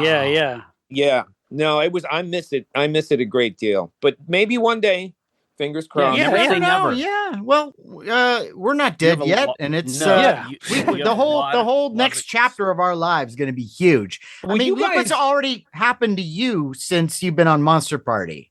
I know you can't leave your house. Look at how you've destroyed my technology. But you guys went, didn't you guys? You guys went last year, didn't you go last year? Yeah. We go every year. Yeah. So last year was the first, other than COVID, and I think when we came back from COVID, I got COVID. So the first one for COVID. That was when you gave me COVID. Was the one I finally got. It took 2.5 years, but I got COVID. And then that was it. That was the last one. So I think I've missed 2 now, I think, maybe. Okay. But I do miss it. And you guys were always a highlight to come by and do your thing. And I'm glad you got to go up and experience that. Yeah, we appreciate you inviting us. Yes. And it was always great to be interviewed by you because it's like when you're on the show. It's like family time. Yeah. Sorry, I got to backpedal for a second because I went to a professional wrestling event at Madison Square Garden, and this was the early 1982. And the only reason I went was because I knew a couple of guys, Greek kids, who were really, really into it. Oh, wow. They were from New Jersey. So I had no idea what was going on. I'm watching all of this fracas down on the ring, and they sit me next to their friend, and they introduced me to him. His name is Ramon Feliciano, Jose's cousin. No way. God. Really? Wow. So just because we were talking about wrestling and Jose Feliciano came up, I'm like, well, I can't let this moment go. No, of course not. Yeah. Wow. That's insane. Awesome. Yeah, that's awesome. That is the magic of Monster Party right there.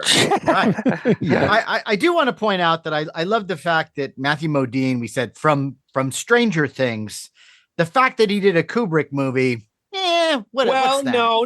But that's how the generation looks at it, though. Wait a second. What I said was Stanley who? What I said was he was down there in the middle of the season of Stranger Things. Right. I know. So big. Yeah. I didn't say, Matthew Modine, who was in, girls' school or whatever. I didn't, some 80s. I mean, public school for girls, private school for girls. We all know he was in A Clockwork Orange. We all know that. Oh, I don't think I need to mention it. Okay. Was he in Spartacus too? And he was also in Spartacus. He was in Spartacus.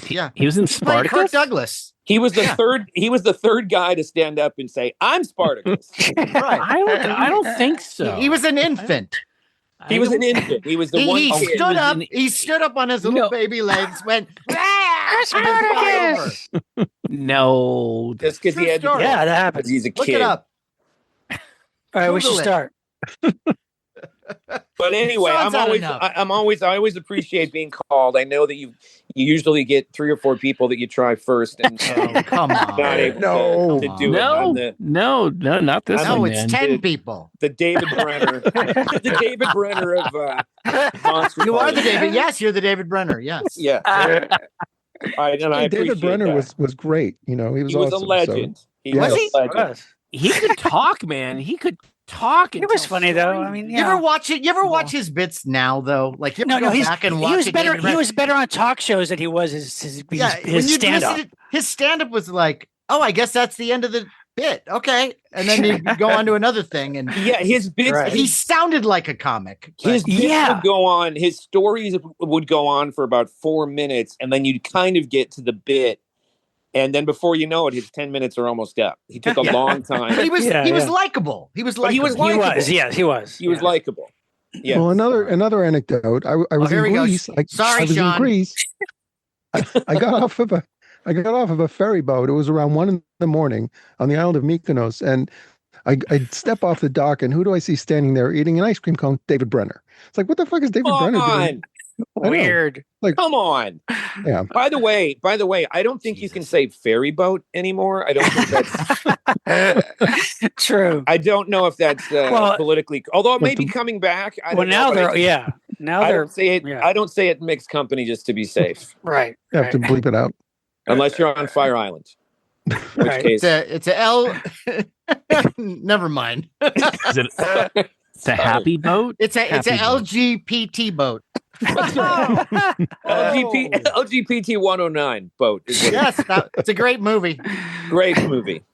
Well, this is great. This is great. Well, good night. This has been fun. Great talking to you guys. This has been fun. This is it. We got it. We got it. We don't. We're all good. You got enough material? Okay, we're good. Now, Jason, this is going to be a special episode, though. I heard. Special. I heard because something I don't know about, like a special episode of Blossom.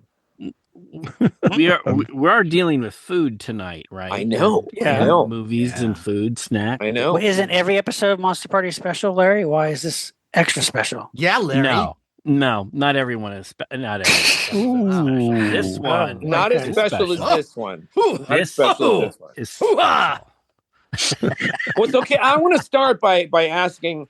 Is this something you guys have done before, the dinner and a movie thing? We have not. No, it was actually we have an old list of this is on our list of topics. We had like dinner and a movie, and like we talk about a movie and like what would be the good snack or food or whatever to watch while watching this horror or sci-fi movie. It's been on a list forever, so we were just thinking, well, let's do that one. It's a great idea. And by the way, What are we going to call it? I think that, but Matt, you think you had a good name for it, which is Psycho Cinema Snack Time. Okay. Now, because it's snacks. It could be a whole dinner. It could be just a treat. It's is it? Let me just say this though, and then I'm going to hang it up. Which is that is incorporating like the dinner and the movie part. Does that make it clearer, or is it like the ideal of like what you just said? We say that and then we explain it. Well, yeah. I mean, as always, we'll have our tease and then our posting, and we'll explain what it is, and we're going to explain at the beginning of this episode. So, I mean, it just sounds cool with that. Everyone likes it. Yes. As a bystander, as someone who's not part of the regular, I'm not part of the regular show. I'm just like right. You're like objective. a regular objective Joe. I'm like the Paul Lind of the right. Come in and fix us, Jason. Yeah. I would just say that if I were tuning in to Monster Party, and I saw the name of the episode, dinner in a movie. Mm-hmm. Well, my brain immediately goes, "Oh, well, those wacky fuckers. They're gonna go horror. They're gonna go monster. They're gonna go sci-fi, and they're gonna tie it into what would be a great menu to go with that." So that's maybe Monster Parties dinner and a movie, which I think Matt was one of your suggestions too. Yeah, so it's instead of doing, I guess. Because the psycho one is it being too cute? Like I guess at a glance, maybe Monster Party. As long as you put Monster Party in the front of it, Parties. How about Monster Dinner Party?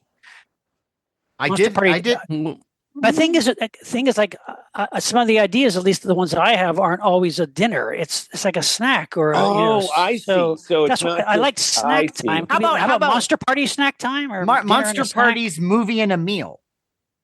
I like meal. There you go. That's I like good. that. I like that. A meal, in fact, all of my stuff is meal. Yeah, because a meal could be also just like a pie. Okay, so this is carrots. Why'd you say pie? I've done a 5-course meal for each of my titles. So I'm glad you did. And along those lines, Jason, I want to throw this out.